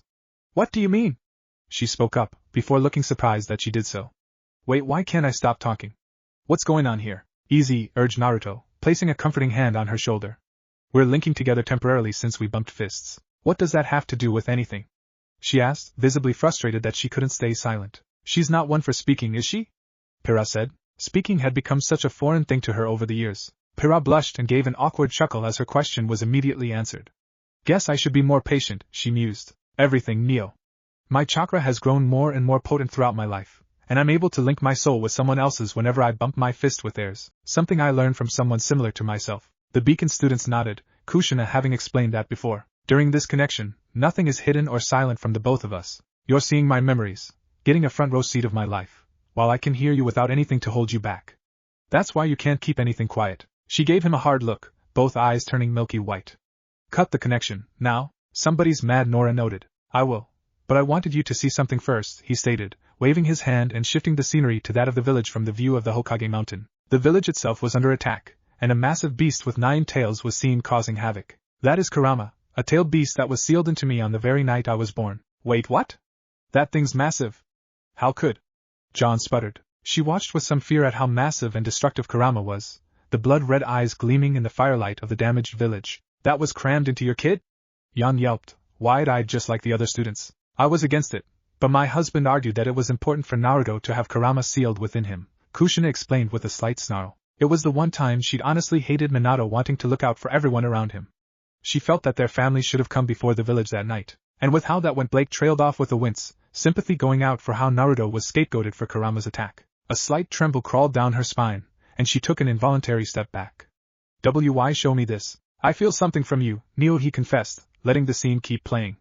Something that I believe is somewhat akin to myself. He looked down at her, and she turned to look back up at him. You were lonely, weren't you? Filled with a deep pain that you couldn't bottle down entirely, and because of something you couldn't control? That's a landmine he just stepped on, Ren said, frowning at his own depressing past. Nora noticed and reached over, grabbing her best friend's hand and squeezing it gently. The two shared a sad smile before returning their attention to the story. She took another step back, but this time it was away from him. What are you talking about? His eyes portrayed sympathy and understanding, both of which being far more sincere than anyone else had tried to show her. I was feared and left alone because of Kurama, who only attacked because of someone that was manipulated through their pain and hate. Since the night I was born, I was seen as a reminder of loss, pain, and sadness, not as Naruto Uzumaki. Everyone winced at that while Kushina fought down a dry sob. The scenery changed again, and it showed a young girl in rags with tricolored hair and mismatching eyes. She was seen hugging herself with a tattered blanket while her power was going rampant. All around her, people backed away in fear of Grimm that stood around her defensively. But both Naruto and Neo knew that the Grimm weren't really there. So Neo has an illusion semblance then. And she was feared because she had trouble controlling it until Torchwick swooped in and drafted her as his minion. Pyrrha cringed. She was always careful with her own semblance, not wanting to go too far for fear that she could hurt someone. No wonder she works for the guy. Creep's probably the only one that treated her well. Yan winced. She found it hard to be upset at the silent girl any longer from the beating Neo gave her from before. People are drawn to kindness, and there are those that use that fact to manipulate others, Blake said, eyes narrowing and her fists clenched. That was something she found especially twisted and cruel. Neo looked at her younger self, seeing the pain and loneliness in her other's eyes. As much as she wanted to, she couldn't find the strength to turn away, to bury the painful memory so deep that it would never resurface again. Stop it, she begged, her voice whispery. I can't watch anymore, please. The readers all squirmed, feeling this part was something they shouldn't be learning about. It seemed cruel to see it but not do anything to help, even if it was just a memory. Looking at her sadly, Naruto cut off the image and the two found themselves back in his room at the base, their fists no longer connected. Neo, he spoke up, but she was still in shock at the memory. Neo, look at me, he tried again, this time a bit firmer. There was some hesitation, but she turned to him, and he saw that she was close to tears. Why? She choked out. What do you want from me? Slowly, he raised his hand up and reached out to her, placing his palm on her head before gently, soothingly brushing his fingers through the strands of her hair and stopping on her cheek beneath her right eye. I want nothing from you, Neo.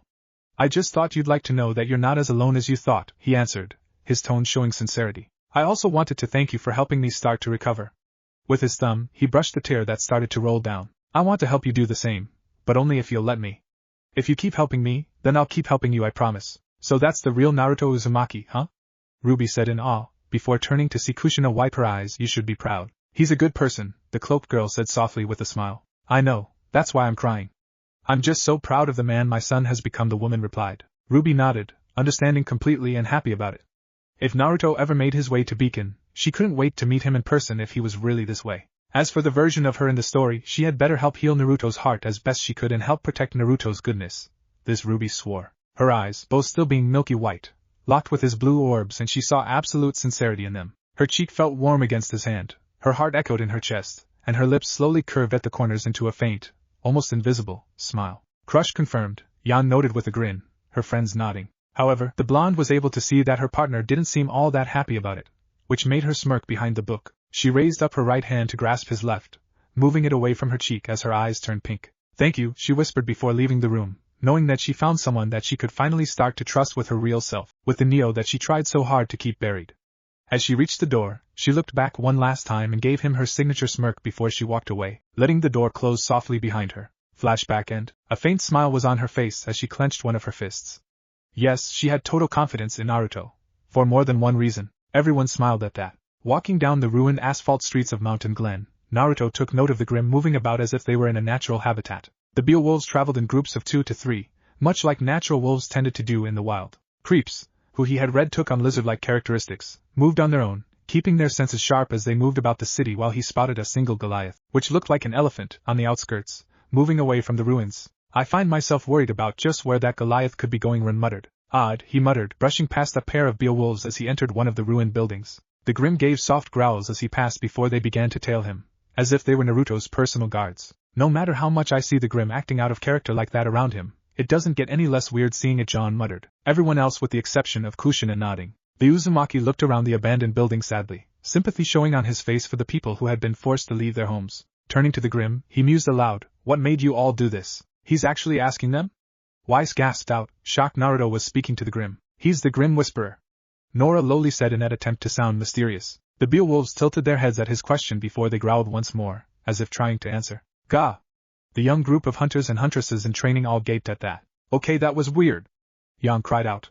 Naruto talking to Grimm is shocking enough, but them trying to answer back? They then turned and left the building, and Naruto decided to follow them. For a few blocks, the two Grimm just took point, seemingly knowing just where they wanted to lead him to. However, they soon stopped in the middle of a four-way intersection and turned to face the blonde. Once he was standing right in front of them, he looked around and saw nothing new compared to everything else he had seen. He peered into the buildings from the street, but saw nothing of interest before he turned back to the Grimm, only to see them heading off in separate directions. Brain malfunctioning due to Grimm weirdness. Ruby cried, hands gripping the sides of her head. Geez, was this how Penny felt when things didn't make sense to her? Great, he muttered. Now what? Well, knowing how things go wrong when somebody asks that, John trailed off. As if the universe wanted to answer him, he felt the ground shift beneath him as soon as he finished that query. Before he could even utter a curse, the intersection caved in beneath him, and he fell into a deep cavern underground. From his falling point of view, he saw more ruined buildings and even some tracks that held an inoperable train, due to the extensive visible damage he had seen. Team rwby frowned, recalling how that underground train station had played a role in the breach. Just before he reached impact with the ground below, he formed a clone beneath him and kicked off of it, landing on top of one of the shorter buildings. Blake blinked at that before pouting. She wished her copies could allow her to do that, but it seemed Naruto's were actually solid. Lucky. Once he was on solid ground, he took a more inspective look at his surroundings. To his curiosity, he saw no Grimm at all, not even a simple Beowulf that proved to be the most common of the masked creatures. Looking back up to where he fell, he estimated the distance and frowned. No way am I getting up there in one jump. He looked to the rocky walls of the cavernous city. I should be able to walk out without any trouble. But if anything, I'll just use chakra mode and fly out. Wait a minute, John started with an amazed look. Did he just say he could fly? If it makes you feel any better, he wasn't able to do that until the war, Kushina supplied. Okay, what can't this guy do? The Ark demanded. He then moved to the edge of the roof he was on, looking down. Now, what exactly should I look for in a place like this? Deciding not to waste any more time, he leapt down from the roof and landed on the road, his feet making hardly any sound upon impact thanks to his training. His eyes were narrowed slightly, and his body was tense and ready to act if need be. From what he could feel, the place seemed to be abandoned, but he knew that looks could be deceiving. That is true, Ren nodded. So, forming a clone, he had it stand still and gather natural energy. What does that mean, natural energy? Weiss asked. Kushina shrugged. I'm not sure, exactly. I never had a need for it, so I can't explain it to you, she admitted. It didn't take much time before it dispelled and Naruto felt his chakra harmonize with the energy gathered by his clone. With Sage Mode, his sensory capabilities were enhanced greatly, and he felt the multitude of Grimm above him as they moved throughout the city above. I swear this guy's abilities are so hacks, John muttered. Think he uses cheat codes? Nora asked jokingly, earning amused looks from Ruby and Yang. However, there was a single life force that he was able to sense that was somewhere within the underground city. Huh? The reading group all wondered. Turning to one of the larger buildings, he focused his senses on that life force and felt it moving cautiously towards him. He frowned at this, creating another clone to act as a decoy while he followed from a safe distance. For many tense minutes, Naruto kept a lock on the approaching signature while keeping visual contact with his duplicate. When he felt the signature right on top of his clone, he caught a glimpse of black before his copy was tugged behind a corner. The clone did nothing to retaliate since Naruto wanted to see who was hiding out in a place like this, so he used his clone as bait to draw out who it was. Smart, Blake praised with a small smile. Yang snickered. She was so going to tease her partner about this later. She then turned back to the book and her eyes widened. No way, she whispered, then quickly began reading, growing paler with each word. When he moved to a better position, he was slightly surprised to see a masked woman with black hair that reached her backside and skittered downward like some ruffled feathers. She was dressed in a shallow-cut black dress, 5 necklaces with an assortment of beads around her neck, a red girdle belt around her abdomen, and a pair of matching gauntlets. An object that looked to be made from feathers hung from the right side of her skirt, and her black, thigh-length boots looked to be styled with a red splatter pattern. Her most distinctive feature was a fearsome, full-face mask that resembled the face of a creature of Grimm. The mask had 4 eye slits, further enhancing the inhuman presence that the woman appeared to be going for. Yang, recognizing the description, almost dropped the book in shock. Her? What is she doing here? Yang thought in shock as she started shaking. Yang? Ruby asked worriedly, seeing her sibling's reaction. The other teens also looked to the female blonde with concern in their eyes. Seeing how the girl was reacting, Kushina narrowed her eyes in contemplation. Whoever that woman was, Yang's reaction pointed to the two of them having some sort of connection. Seeing as Yang wasn't in a real condition to continue, Kushina reached over and grabbed the book before she resumed the reading. There's some red mixed into her hair, he absently noted, finding the highlight and enhancement to the woman's appeal. A part of him blamed his father for it, but he felt drawn to hair that held some semblance of red in it. Kushina saw Ruby and Pyrrha both grab some of their hair at that, looking embarrassed. She also noted how Blake was sending them both a narrowed look, making her hold back a laugh. Based on that alone, she could tell that the young Faunus girl was feeling something strong for her boy. His eyes also took note that her red sword was of the Odachi, or Great Sword, class and was twice the length of her sheath. Said sheath also held a rotary chamber filled with various colors. That's those dust crystal things that Cinder told me about. That is a lot of dust, Pyrrha noted. What could she need it all for? And where on earth did she get it all? Weiss added with narrowed eyes. Talk, ordered the woman, holding her blade to his clone's throat. What is a civilian doing here? To her surprise, the young man she had gotten the drop on disappeared in a burst of smoke. She bit back a curse as she held her blade close, ready to act in an instant like she had trained many years to do. Yang couldn't help but frown at the woman's image.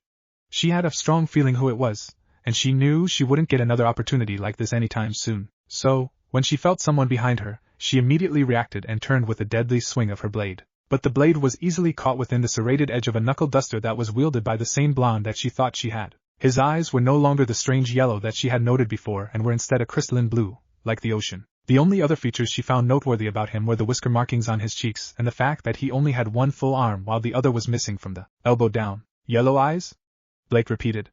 His eyes change? I'm guessing it has to do with gathering natural energy, Kushina assumed. Relax, he said, easily holding back her blade with his smaller weapon that Neo had given him. I'm not here to start anything. What's a faunus doing here? She shot back, her voice calm and steady. Just because my son has whisker markings doesn't mean he's a Kushina began before she took a moment to think about it clearly. Actually, he could pass off as a faunus if he wanted to. It wouldn't exactly be lying either. Why's that? Nora asked. His whisker markings were there before Karama was even sealed within him. They're genetic traits he can pass on to his children, explained the Uzumaki, and since they're animalistic traits, he could technically be a faunus. Blake finished with a faint smile. The way she saw it, it was another way she could connect with the blonde Uzumaki if they ever met. Is the white fang looking for more places to inhabit? Faunus? Naruto asked back, showing genuine confusion. Sorry lady, but I don't know what you're talking about. I've never heard of faunus or this white fang. The only white fang I know of is the late father of my sensei. The white fang was the name of Tsukumo Hataki, Kushina informed the others. He was a strong and loyal ninja of the Hidden Leaf who once chose to abandon a mission to save his comrades. However, he was dishonored because of that decision and treated like a traitor by the village, eventually committing suicide to atone for it. That's awful, whispered Ruby, feeling horrified at what the man had been put through after saving his team. Yes, it is. But the man left a legacy in the form of an ideal. And that ideal was those who break the rules are scum. But those who forsake their comrades are below even that. Seeing the smile she directed at Naruto during that quote, Blake asked, does Naruto follow that ideal? Kushina smiled brighter and answered, he lived by it every day since hearing it. Sensei? That means teacher, if I recall. He uses terms from an older language so easily, like he's spoken with them his entire life. Old language? Weiss repeated. Does this mean that Naruto could actually be in the future? Yang finished, turning her attention to Kushina. The woman just smiled and shrugged. Space and time are very touchy subjects, aren't they? The question was enough to answer the two teams. Her blood-red eyes narrowed behind her mask. He also doesn't look like he has any idea what I'm talking about. Where the hell has this fool been staying? Under a rock? Look, can we please just put away our weapons and talk like reasonable people? He suggested. I didn't want to pick any fights here, especially when I know that Grimm aren't the only things living in this place. How do you know of this place? She ordered, not making any moves to back down. Who sent you here? Someone who wants to use him, hissed out Blake. He sighed at her questions. You really won't just calm down, will you? Are you just itching for a fight or something? In truth, the woman actually was feeling a bit restless as of late. While she could have hunted down Grimm, it got rather bothersome really quickly, especially with how predictable they could be sometimes. On the other hand, fighting someone else, no matter if they were a human or a faunus? Now that was far more enticing. So, that's where I get it from, mused Yang, not sure if she should be happy about that realization. Maybe I am, she replied with a hidden smirk before sliding the edge of her sword through the crevice it was held back in, freeing it for her to quickly move in for a deadly swing. She wasn't even surprised when she saw him evade it by bending his body backward just enough for her weapon to move over him safely. Care to indulge me, kid? She taunted, feeling a tingle go down her spine at the potential fight. Sighing again, Naruto said nothing and instead just put away his weapon. I'd rather not, he answered after his knife was fully sheathed. Oh, that was the worst thing to do, Pira commented with a wince, knowing that it would be taken as an insult by the mystery woman. This ended up being the wrong response, because the masked woman took it as an insult and charged, her sword blazing with fire dust mid-swing as she closed in on the damnable blonde. With a flurry of slashes, she attempted to make him answer for the blow to her pride, a smirk forming beneath her mask as she saw him redraw his knife to catch her blade and deflect it away from himself. Following a wider-than-intended swing, that the Uzumaki dodged by leaning back, the woman moved with her momentum and went for a spinning kick that was blocked by the blonde's forearm. She gasped when something flashed through her head upon contact. Oh, Ruby whispered, having an idea of what was going to happen. You'll still believe in what Jiraiya-sensei spoke of? After all that has happened? After so much death? After everything I've done to you? A red-headed man who looked incredibly emaciated asked of a whiskered blonde teen. This is Weiss began with wide eyes. It's one of my son's memories, confirmed Kushina. His face shifted from incredulity to rage. Do you expect us to wait for you to bring peace when there is so much pain? Face it, peace is impossible. Then, if there's such a thing as peace, I'll find it. The raw determination in his voice and face caused the readers to unconsciously back away from the image on the screen. It was intense enough to stun them into silence. I'll break the cycle of hatred and pain by carrying it for everyone else. I'll help people so that they won't have to feel pain anymore. Raising his fist up to face the redhead, the blonde declared, I'll never give up, and I won't go back on my word. Purple eyes with ringed pupils widened at that, recognition and shock shining in them. Beside him, a blue-haired woman with a paper flower in her hair looked just as surprised. The whole time, the blonde held a look of unbreakable, unwavering determination, and the aura of a leader radiated from him. He really lives up to his namesake, Kushina noted softly, feeling immense pride for her son that was named after a storybook character. It was the only book that Jiraiya had made that she thoroughly enjoyed, and it made her happy to have named her boy after the leading role. What was that? She thought in confusion before refocusing on the fight. Unknown to her, Naruto had seen something as well. And what he saw marred his face with a frown. The woman glared at a blonde dressed in light armor. Dad? Ruby exclaimed in shock, recognizing the man on screen. Damn it, cursed Yang softly, knowing the identity of the woman without a doubt at this point. Think about it, Taeyang. If they lash out at anything negative, then why do they go after humans unless humans are actually inherently evil? Taeyang let out an aggravated sigh. Things had just kept going downhill ever since Summer had died. Ruby stiffened at this, having never fully gotten over her mother's death. Yan saw this and moved over to sit closer to her sister, being there for support. Since then, Raven had come to accept a belief that humans were detestable things of war, segregation, hatred, and death, preaching that they were civil, yet slaughtered anything, even one another, for the slightest reason. The sad thing is that kind of mindset isn't all that untrue, Rin noted sadly. Humanity is the cruelest race in the world, and we can't blame it on instincts like we do for animals and Grimm. The other teens all looked down at that, unable to find an argument for it. He didn't like such a cold, cynical, nihilistic, and misanthropic worldview, but Raven insisted that, other than what the setting, clothing, and level of technology was, human nature had not really changed from when they were violence-addicted savages living in caves. As far as Raven viewed things, the Grimm were basically white blood cells trying to purge an illness from a body. The world, remnant, being the body, and humanity being the illness. Okay, that's beyond morbid, Weiss stated with a frown. It's like we're nothing more than a plague in her eyes. She isn't the only one who thinks that way, Kushina informed. There were plenty of people seen as mad or insane who saw the world that way, and it was mainly denial from the populace that earned those madmen those labels. Ravenery being unreasonable, Taeyang said in response. Unreasonable? Raven snapped, furious at what he had just said. Why? Because I'm not stupidly, blindly giving undeserved faith to humanity. With humans, and even faunus, it's always the same shit but a different era. They constantly repeat the same self-destructive patterns over and over. They've only lasted this long because vermin are so damn hard to get rid of. You're talking like you're not human yourself, he pointed out with a frown. Believe me, I wish that I wasn't, she fired back, turning away from him. Yan couldn't believe that this was the woman she was so desperate to meet. It was such a blow to one of the biggest goals in her life. Are you even listening to yourself?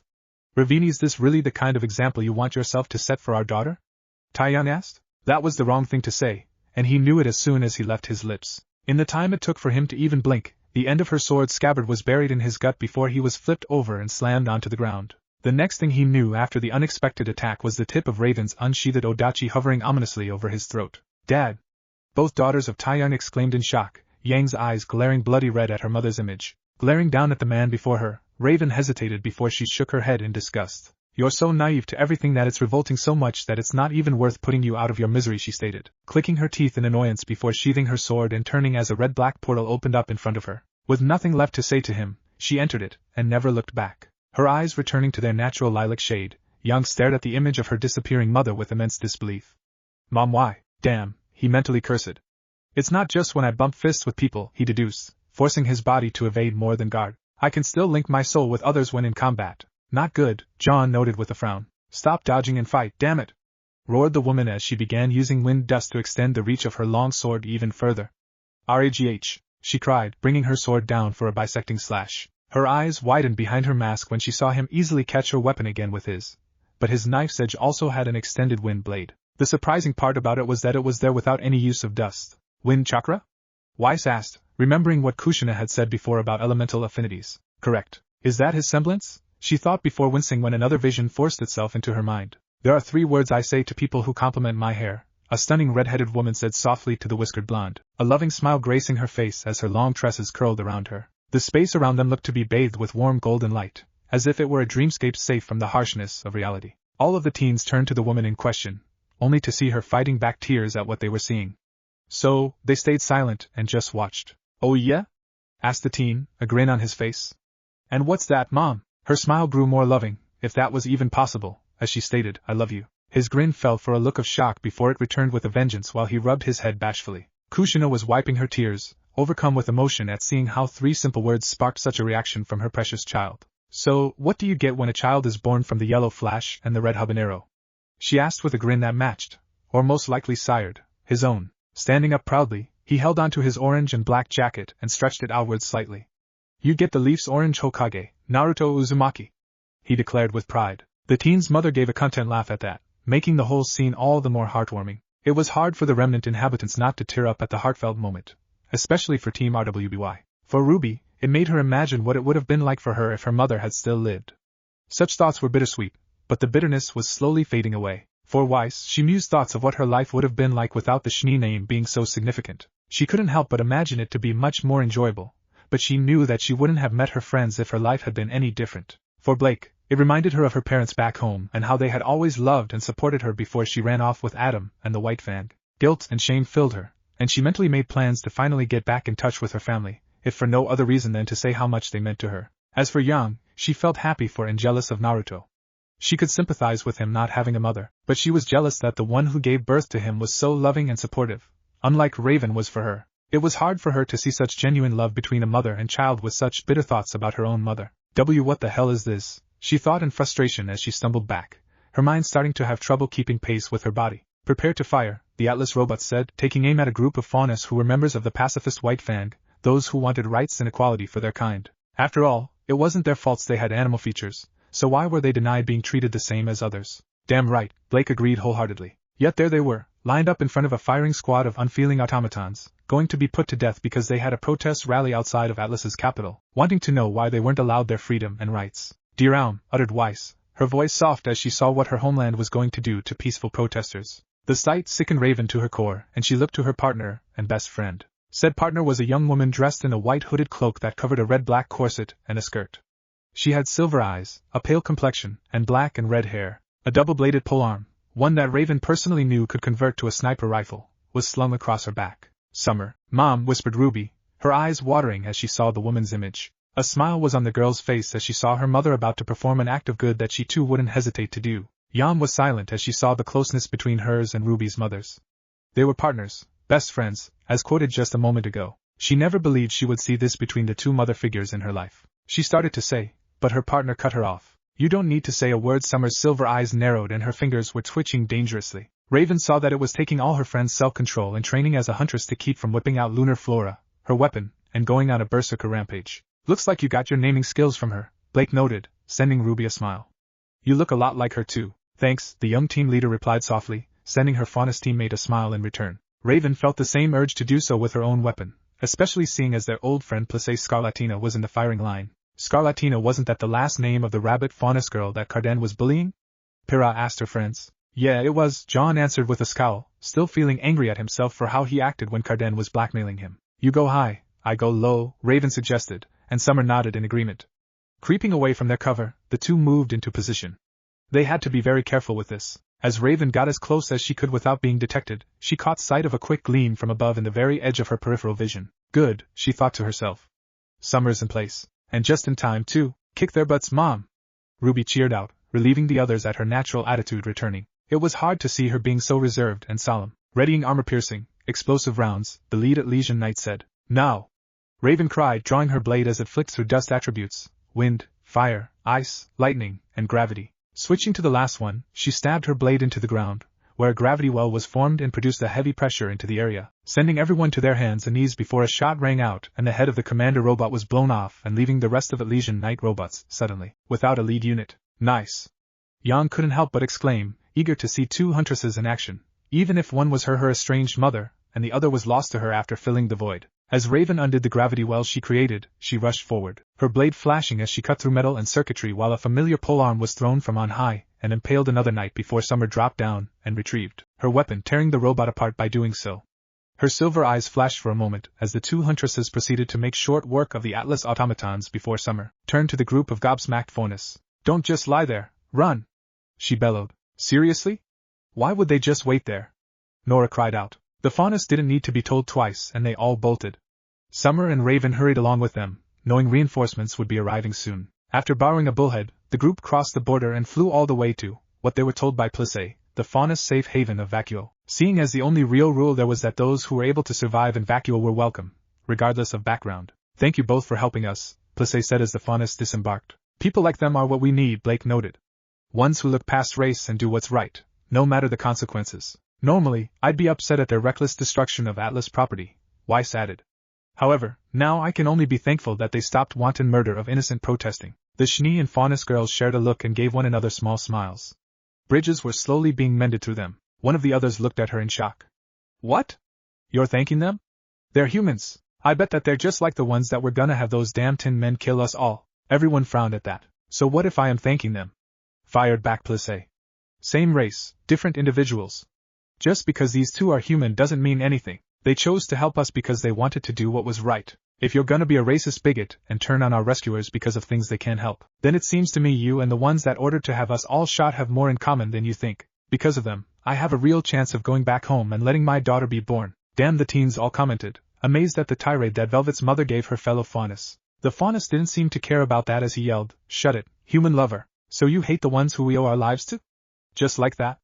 Another faunus snapped incredulously, taking Plissé's side. Before long the faunus were all shouting, some angry towards humans, while others were upset with their fellows who were treating Summer and Raven with hostility. Both human women watched on in disappointment, seeing the hatred that had only grown stronger over the years in the eyes of many of them. Turning to her friend, Raven knew that Summer wanted to change things. I do too, Ruby declared with a bright smile. Raven wanted to as well, but she knew that such an idea would take a very long time to make a reality. She doubted anyone had the patience, or even the skills, to see it through to the end. A pessimist to the end, eh, Mom? Yang asked rhetorically, not caring at how her friends looked to her in shock at her admission. She figured they would learn eventually, so it was better for them to learn from her mouth than from some book. God damn it, just what the hell is wrong with this place? Naruto thought, seeing a rather darker part of the life that this woman, who he now knew was named Raven Branwen, lived through. He's not happy, John noted. Not surprising, Kushina replied. Naruto never liked seeing how ugly the world was and strove to change things. His actions in the war were testament to that self-imposed mission. Whatever the hell you're doing, Naruto Uzumaki began Raven, using the name she learned from the visions as she clashed with him again, cringing at yet another vision. Let's go, guys! Roared the Uzumaki, bathed in golden energy. Whoa, what's that power? Nora asked. That would be my son's full power given to him by the old sage, and the Bijou trusting him to do what's right. As he held out his right hand towards a regal woman with long white hair, 3 eyes, and horns on her head. And that, continued Kushina, is Kaguya, the mother of the old sage that tried to take away the world's chakra for herself. Why? Pyrrha asked. Wouldn't that kill everyone in your world? Yes, but she felt that chakra was hers alone, according to Hagaromo. On the palm of said hand was a white sun marking. On the other side of her, a black-haired teen stretched out his left hand which held a black moon marking on it. His mismatching eyes were narrowed as both he and the golden blonde closed in on the woman. Right there is Sasuke Uchiha, who Naruto saw as his best friend and brother figure. Despite all that Sasuke had done to him, the others cringed at the memory of an almost emotionally broken Naruto. Said woman tried to evade by flying upwards, but she was caught off guard when a pinkette young woman descended from above her, fist emblazoned with blue aura as it bashed the regal woman on the head. Rounding up the people on screen is Sakura Haruno, the last member of Team 7 and someone my son had a crush on for a long time before those feelings became platonic in nature. That's a lot of power in her fist, Ruby noted, staring at the raging aura of blue chakra flaring out from Sakura's clenched hand. The force of the blow pushed her back down, just in time for both young men to place their marked palms on her body. As one, they both roared, 6 paths, planetary devastation. The next thing Raven saw was the woman being encased in a large sphere that rose upwards and became the newest moon. Holy hell, Yang breathed out, and Ruby was so equally amazed that she didn't bother to reprimand her elder sister for her language. Make it stop. She finished, growing more furious at being unable to understand the situation. Who the hell are you? She raged inside her head. You'll know by the time your fight's finished, Raven, Kushina promised the woman on screen. Raven trailed behind her white-cloaked friend from a safe, undetectable distance. When she had heard about Summer's latest assignment from her network, she immediately made plans to watch over the mission personally. Thank you, Raven, Ruby thanked, happy to see that her mother had someone watching her back. Yan wasn't sure how to react to her little sister thanking someone like her mother like that. Was it paranoia?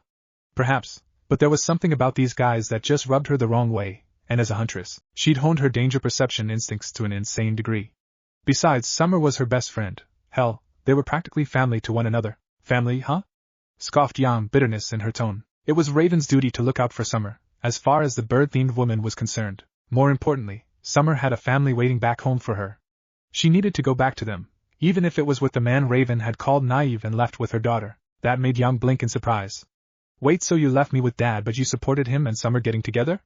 I don't get it. Team Dope, David, Oswald, Patrick and Edgar. Ruby couldn't help but snicker at that, making Weiss roll her eyes while everyone else looked amused. Was who Summer was working with, and needless to say, there was something about them that rubbed Raven the wrong way. Hence why she was trailing her friend. The mission was simple: get in, extinguish the Grimm inside of the mines, and get out. Easy on paper. But Raven knew better than to not expect trouble, even on simple assignments. She was a firm believer of if something bad can happen, there's a good chance that it will happen. I can't tell if she's a realist or a pessimist, Ren commented. Part of her wanted to go back in time and slap the shit out of the founder of such a belief. Murphy, she believed his name was. Yep, the readers all deadpanned, feeling like Raven did about the man and wanting to slap him. Shaking her head to clear her drifting thoughts, she refocused on keeping an eye on Summer and the 3 members of Team Dope that were with her. David, Patrick, and Edgar were with her while Oswald was told to hang back, due to being the team's sharpshooter with his sniper rifle. That was the biggest red flag in Raven's mind. Summer was damn hockeyed with her own sniper, so she should have been allowed to hang back as well. So, why was she being put on the front line? I don't like this, John commented with a deep frown. Frowning, Raven turned to the small black bird of the same name on her shoulder. With a nod of her head in Summer's direction, she gave the avian its order and the bird took off. Like Crow, Raven always had a distinct connection with the black carrion birds, and she liked to use them as scouts, spies, or even foragers when she was out in the wilds. Cool, Nora noted with a grin. With her partner tailing Summer, Raven moved over to Oswald's position, having overheard it when she set her radio frequency to the one Team Dope and Summer were using. Standing at the base of the tree he was stationed in, Raven scowled as she looked up and easily spotted him, even though the snow-covered branches mostly hid him from sight. With deathly quiet movement, Raven moved up to another tree that was behind his sight range and pulled out a scope, looking downhill at the entrance of the mine. She saw her avian friend even through the cover of night, and a frown marred her face as she saw that Summer was taking the lead into the mines. Realization flashed in Kushina's eyes at the significance of the memory, and she mentally sent Ruby her condolences before she resumed reading. "What are you doing, Summer?" she asked herself, whispering so that her voice wouldn't carry. Through the scope, she saw the members of Team Dope that were with her followed her friend inside, but they immediately came out not even a minute later. Eyes widening, Ruby gasped out, "No!" The sound of a crow cawing frantically made her eyes widen and she made to kick off of the tree she was in. "Summer!" Her cry of worry echoed across the moonlit hillside, accompanied by a round from a sniper rifle being fired at the entrance of the mines. "No!" Ruby repeated, her tone desperate as tears formed in her eyes. Yam was also wide-eyed at what was happening, and she prayed to everything that it wouldn't happen, where an explosive had been set to collapse the whole damn thing in on itself. "MOM!" cried Ruby, running up to the screen with her palms pressed against it. "No! MOM!" The other teens were left speechless at what had just happened, none of them knowing what to say or do about what had just happened. Slowly, Yang stood up from her seat and moved over to Ruby, putting a hand softly on the younger girl's shoulder. "Please," sobbed Ruby, falling to her knees as she was pulled into a hug by her elder sister. "It's not fair, Yang." "I know," whispered the blonde soothingly. "It's definitely not fair, and I wish we hadn't watched that." She pulled back slightly to wipe away her little sister's tears. "But Rubs, there's nothing we could do to change what happened. Mom was awesome, but she trusted the wrong people. It's not fair, but you know what she'd want us to do about it." Sniffling and wiping her own tears, Ruby shook her head and awaited the answer. With a soft smile, Yang placed her hand on Ruby's cheek and finished, "She would want us to stay strong and stay together as a family. She raised us to be the best we could be, and I'd say that we're doing a damn good job about it. I mean, look at you, sis." She chuckled proudly. "You're 2 years younger than we are, and you're the leader of Team RWBY, a team that has you in the title. She'd be so proud of you, just like we all are proud of you." Slowly, the young Rose looked to her friends and saw them all smiling at her. Her other teammates then moved over to embrace her, making her tear up once more, but this time they were tears of gratitude. Team JNPR soon joined in as well, and Ruby choked out thanks to all of her friends while Yang moved over to stand by Kushina. "It's not easy, is it?" Uzumaki asked softly so no one else would hear. "Being the strong one of your family after something awful happens?" Yang was silent as smiled sadly at her friends supporting her younger sister. She jumped when she felt a hand place itself on her shoulder, and she turned to see Kushina giving her a warm smile. "Just like Summer would be proud of Ruby, I'm sure she's just as proud and grateful of you, Yang." The blonde woman choked back her own sob and accepted a hug from Kushina, letting out tears she had held back for so long. It took some time for everyone to recompose themselves, but once everything had been let out of their systems, Yang had once again taken the book to read. "Are we ready?" she asked the others, earning nods from them. "Okay, here we go." "By the kami," muttered Naruto, seeing yet another dark part of Raven's life. He locked eyes with the slits of her mask, showing an understanding of the pain she was holding within herself. "How could you keep going after that? After losing your friend?" She recoiled at that, shock filling her to the core. "He didn't, not that." Rage replaced the shock in her core, and the red that highlighted her hair began to bleed into the black, changing it from an ebon black to a bloody red. "So that's where my semblance comes from," Yang mused before resuming. "Get out of my head, you bastard!" she roared, ignoring all of her disciplines and attacking on sheer instinct. Naruto kept looking at her with sympathy as he refused to retaliate, and chose to only dodge or block, most of the choices being the former option. With every clash, he knew she was seeing more and more of his life, just as he was seeing more and more of hers. That's gotta be hard for him to go through, John noted. He's basically seeing her life without her permission, but he can't control it happening. He saw the birth of her daughter Yang, her reluctance to leave Yang with a man she felt was naive to the true nature of the world. Yang blinked at that, not knowing that Raven was actually reluctant to leave, her psychological state becoming more and more jaded as time passed, her guilt at not being able to save her best friend. Ruby took a breath to keep her emotions in check, but was still grateful for Raven trying to save her mother, her vow to her dead friend to keep both of their daughters safe. That last one surprised both daughters of Taeyang, and they wondered how Raven was keeping that promise to Summer. He didn't know what she had seen from his life, but he was easily able to tell that she was becoming greatly affected by it. Her mind was warring with itself at the glimpses she was seeing, and he knew he had to put an end to this before it got to the point beyond fixing. So, when she went for another killing blow, he tossed his knife and had it stab into a nearby building wall while his now free hand reached out. With barely a grunt at the blade cutting into his skin, he caught the red sword and held it tightly while his blue eyes locked with the red orbs he saw through the slits of her mask. Enough, he declared sternly, actively creating a link with her as both of their visions went blank for a moment. Since he's intentionally making the link, Weiss began, does that mean it will be stronger? I'd say so, Kushina agreed, showing she wasn't fully sure about her own response. When her eyes adjusted to the strange sensation she was forced to endure, they widened when they saw that she was no longer in the underground city beneath Mountain Glen. Instead, she found herself standing in knee-deep water that made up a river that flowed from a raging waterfall. On either side of the waterfall was a statue of a different person facing the other, but the statues themselves were ruined from the knees down, showing different legs and similarly sandaled feet. The Valley of the End, Kushina noted, with the statues of Hashirama Senju and Madara Uchiha, founders of the Hidden Leaf Village. At the base of the waterfall were different chunks of rubble from the mountainside and the statues themselves. She turned behind her when she heard deep, heavy breaths, seeing the same blonde man from earlier, but he was heavily damaged and seemed different from the one she was just fighting a moment ago. What's this memory of? Ren asked curiously. Probably the last one he had of his own home, Pyrrha guessed sadly. She narrowed her eyes at the fully formed right arm that the one she faced definitely didn't have. His blue eyes, one of them heavily swollen from a previous injury, were glaring at something on the waterfall, so she turned back and looked upwards. As she did, she saw the person the blonde was glaring at, and saw that his left hand was sparking with dark lightning. Sasuke, growled out Blake. It's time, Naruto, the black-haired young man declared in a tired voice. I won't have my revolution be stopped here, not by you. His strangely designed eyes glared hatefully at the whiskered blonde as he roared, just let me cut you down, before leaping off of the waterfall, diving at his foe with his lightning-encased hands spearheading his descent. She looked back to the damaged Naruto, seeing golden energy begin swirling in his right hand slowly before furiously picking up speed and growing in both size and power. You can't cut your bond with me, Sasuke, she heard him say softly, more to himself than to that Sasuke kid. Odd that she refers to Sasuke as a child when he looks the same age as Naruto, Weiss commented. With everything she's seen of Whisker's life? Yang fired back.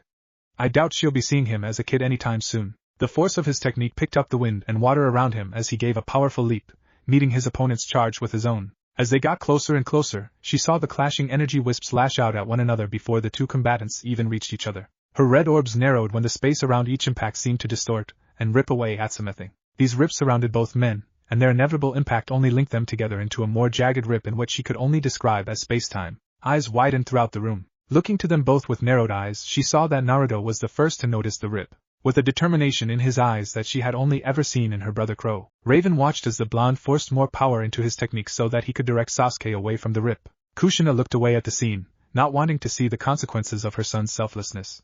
She already knew what would happen, she didn't need to see it. When the techniques were forced to end, both of them shot away with a vicious recoil and Naruto wound up flying into the temporal rip, his right arm having been blown apart from the elbow down, while Sasuke was in a similar state with his left one. Just before the rip closed, she saw sadness in the blue orbs of the whiskered young man.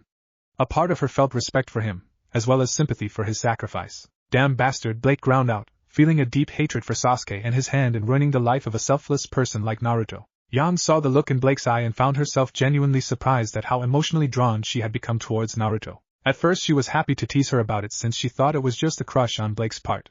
But now, as for Sasuke actually, the vision paused at that point and the world around her turned grayscale, losing all color and vibrancy. That was the last thing I remember before I woke up in a crater in that ruined city above ground, she heard a familiar voice inform her, and she turned around to see the Naruto she had been fighting before, missing arm and all.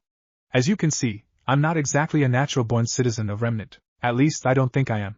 Space-time theories weren't something I ever touched on in terms of study. I doubt anyone other than the second Hokage and my husband studied those kinds of practices, Kushina mused, returning her attention to the screen. Why show me this? She immediately questioned as her red hair returned to its natural color, hoping to get straight to the point of the matter. I wanted you to see that our souls were linking as we fought. You and I were seeing glimpses of the other's life, and I saw how much my life was affecting you during the fight. You were getting more and more aggravated while losing your composure.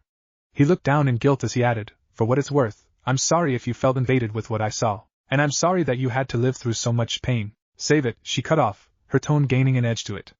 I don't need your pity. Lay off him, Mom! Yang exclaimed, stopping her reading to glare at her mother's image. He didn't mean for it to happen. Awkwardly, Weiss reached over and grabbed the book, clearing her throat before picking up where Yang left off. It's not pity, it's understanding. His only hand rested against his chest as he continued, I've always noticed that I was able to understand the pain of others, considering how I lived a painful life myself. Lowering his hand and cutting the connection he had made, he kept talking, I never intended to see parts of your life. Raven, I'm sorry. She had her arms crossed as she stood across from him, her masked eyes locking with his apologetic ones. After a moment, she sighed and reached a hand up to her mask, grabbing it a certain way so that the back of it folded in on itself enough for her to remove it from her head. Once it was off, Naruto got his first real look at her, and he was amazed at her beauty. Okay, Whiskers, drawled out Yang with a faint brow twitch.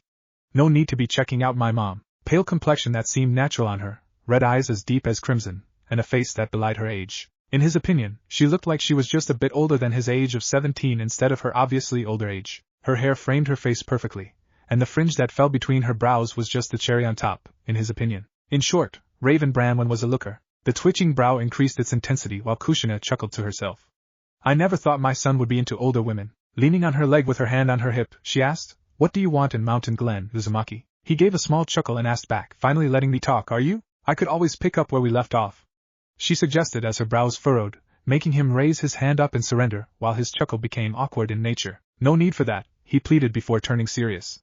To answer your question, I've partnered up with someone and they're interested in this place for some reason. So, they sent me here on my own since the Grimms seemed to ignore me. Ignore you? She cut in, eyes narrowed at the unheard of ability. Impossible. That's what we thought too, but it's true, Rin noted. Grimm are attracted to negativity, and you have that in spades with the life you've led. She's right about that, but he doesn't seem to be holding on to his negative side, save for his grief, Pyrrha mused. I'm surprised by it too, he admitted. My only guess is that they don't understand what I am, seeing as I'm not from Remnant. Since I haven't done anything to provoke them, they're giving me a benefit of the doubt kind of space, I guess. Her expression became deadpan as she commented, That sounds completely ridiculous. I agree, Weiss stated with just as much deadpan. She then sighed and crossed her arms beneath her generous bust. Another twitch of Yang's brow. Booty can't think of anything better than that. At least you're not causing any unnecessary problems by attacking them for no reason. There's a reason why the Grimm are so hostile and numerous, after all. How do you figure? He asked in intrigue. Think about it, she began, a frown marring her beautiful face. Why do you think the Grimm exist? It feels like it's nature retaliating against mankind, he answered, giving his personal opinion. Spoken like a real sage, Nora noted with a small laugh. She had heard of sages growing up and was told that they lived in nature and supported it above all else. More or less, she agreed.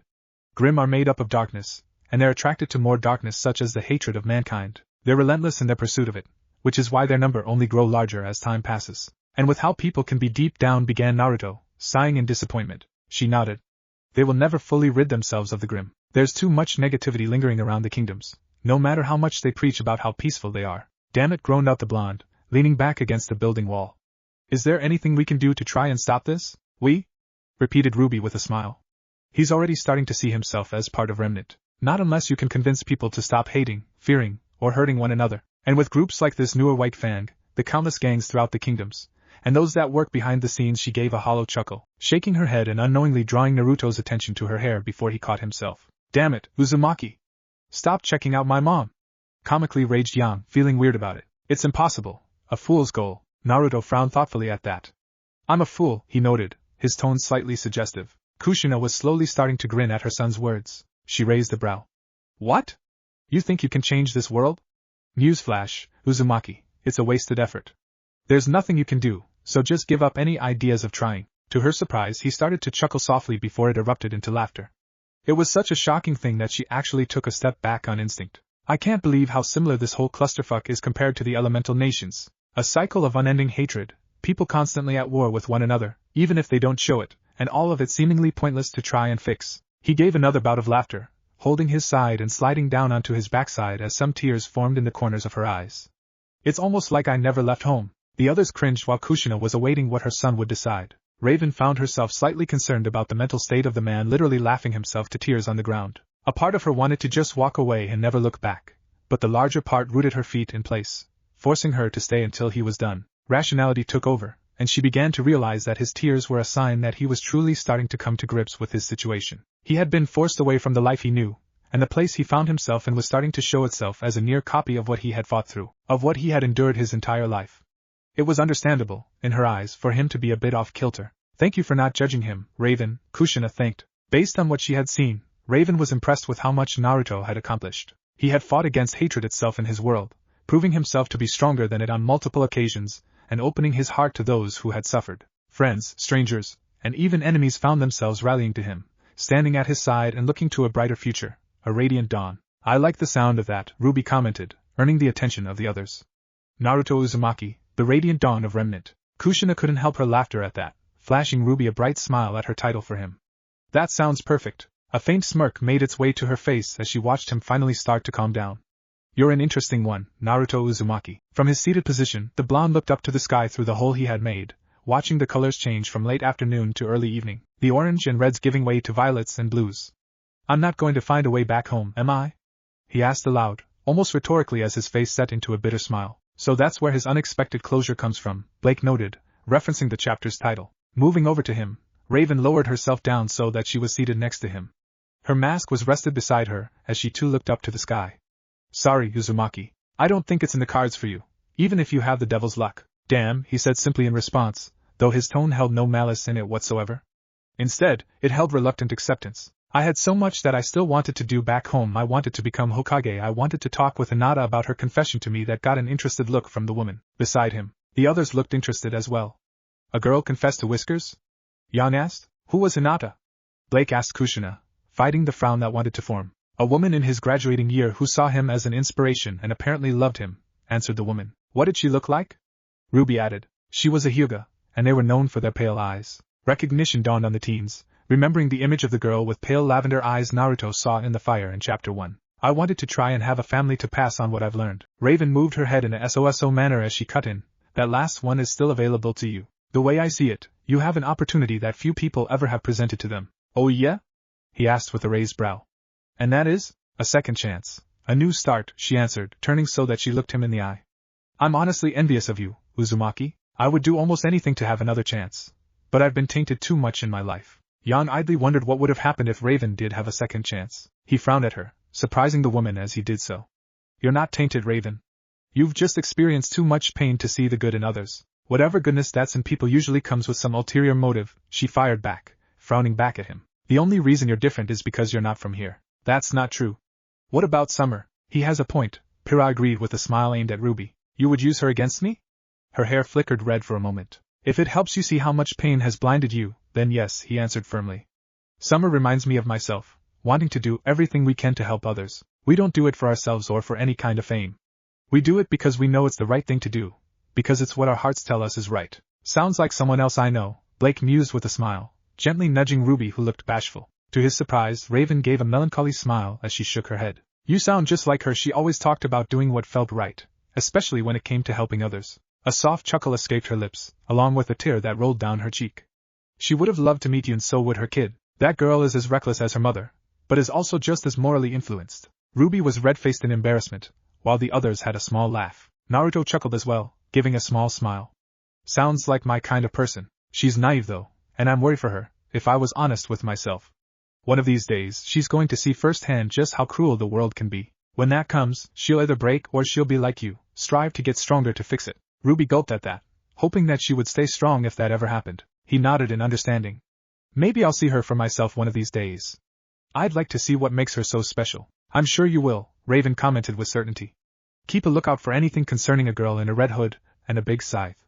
That's Summer's kid. Will do. Whiskers wants to meet you, Rubes. Teased Yang. Yang! Whined Ruby in embarrassment, assured the Uzumaki as he stood up, offering his arm to help Raven do the same. She gave him a nod and thanks for the gesture as he took a step back from her. Don't give up on Remnant, Raven. There are people out there who are trying to help it heal. Like you? She asked with a teasing smirk, which earned her an unsure shrug from the one-armed blonde. Maybe. But I'm definitely going to do things differently this time. I took on too much alone, and I paid for it when I depended on Sasuke. That you did, Blake agreed. But he was worse than scum to begin with, she added, using the ideal that he lived by to describe the Uchiha. If I'm going to do this, I'm going to need to make sure that plenty of people are prepared. And what about those who try to stop you? She asked, knowing the question needed to be brought up. Will you try to talk them over like in your world? At first, yes. But if they refuse to see the pain they're causing, then I'll make them see it, even if I have to use a firm hand when doing so. Good answer, agreed Kushina. Love was the answer that Naruto chose to find peace. But love can be tough sometimes. The others nodded in agreement to her words. She smirked and nodded in acceptance. Good to hear. I'll keep in touch with you, Naruto, she said, surprising him with the use of his first name before she swung her sword, creating a strange red and black wormhole beside her. See ya. With that, she stepped into her personal wormhole and disappeared, leaving Naruto alone in the underground ruined city. Smirking in response, he muttered, "See ya around, Raven," before he made way back to the surface. Holy hell, gasped out Yang. They're gonna work together. Isn't that a good thing? John asked hesitantly, knowing that he was broaching a sensitive topic. Maybe he can help her reconnect with you in this story? Yang was silent at that, her expression one of deep thought. So, there was nothing worth mentioning there? Questioned Cinder as she sat across from Naruto on the bullhead. She and the others had just picked him up not too long ago, and were on their way back to Vale, other than the underground extension of the city that looked to have, at one time, a working rail line. Not really, he answered with a shrug. Just a bunch of Grimm, though there was a Goliath-class Grimm moving away from the city. Probably went off to find others. I see, she said thoughtfully. I'm curious about something though. What's on your mind? You seem a bit less burdened after this venture, like a weight has been lifted. I'm wondering what might have caused your positive change. Oh, Ruby commented. She's onto him. Calm down, Ruby, Weiss admonished. Anyone would notice him being like that after seeing him so depressed before. Internally, he frowned at what he should say. He wanted to respect Raven's privacy and keep her whereabouts, even if she wasn't staying in the ruins anymore, anonymous. It was the least he could do for helping him find some closure. Good man, Ren praised. Support those who support you in turn. So, he answered, I took some time to vent. Some of the more ruined buildings were brought down in the process, but I think I'm finally coming to grips with my situation. I doubt there's going to be any working method for me to get back home, so, I'm choosing to make the most of my situation. This could be a second chance for me, and I want to make the most of it. Let's hope he succeeds this time, Blake commented, frowning at the image of Cinder. Is that right? She asked, giving a pleased smirk. Well, I must say that I'm glad you've found some sort of closure. I hope this will make things easier for you in the future, and I do hope that we'll continue this little partnership of ours. I'd hate to watch you leave after becoming so curious about you. Her smirk grew as she added, not to mention that you've left a lasting impression on Neil. It'd be disheartening to see her lose such a connection to someone. Oh, that manipulative little dash, Yang! Admonished Ruby before Yang could finish that insult. He saw what she was doing, and it made him chuckle. No need to guilt me, Cinder. I'm not going to just walk away from you guys after you've been so helpful and supportive.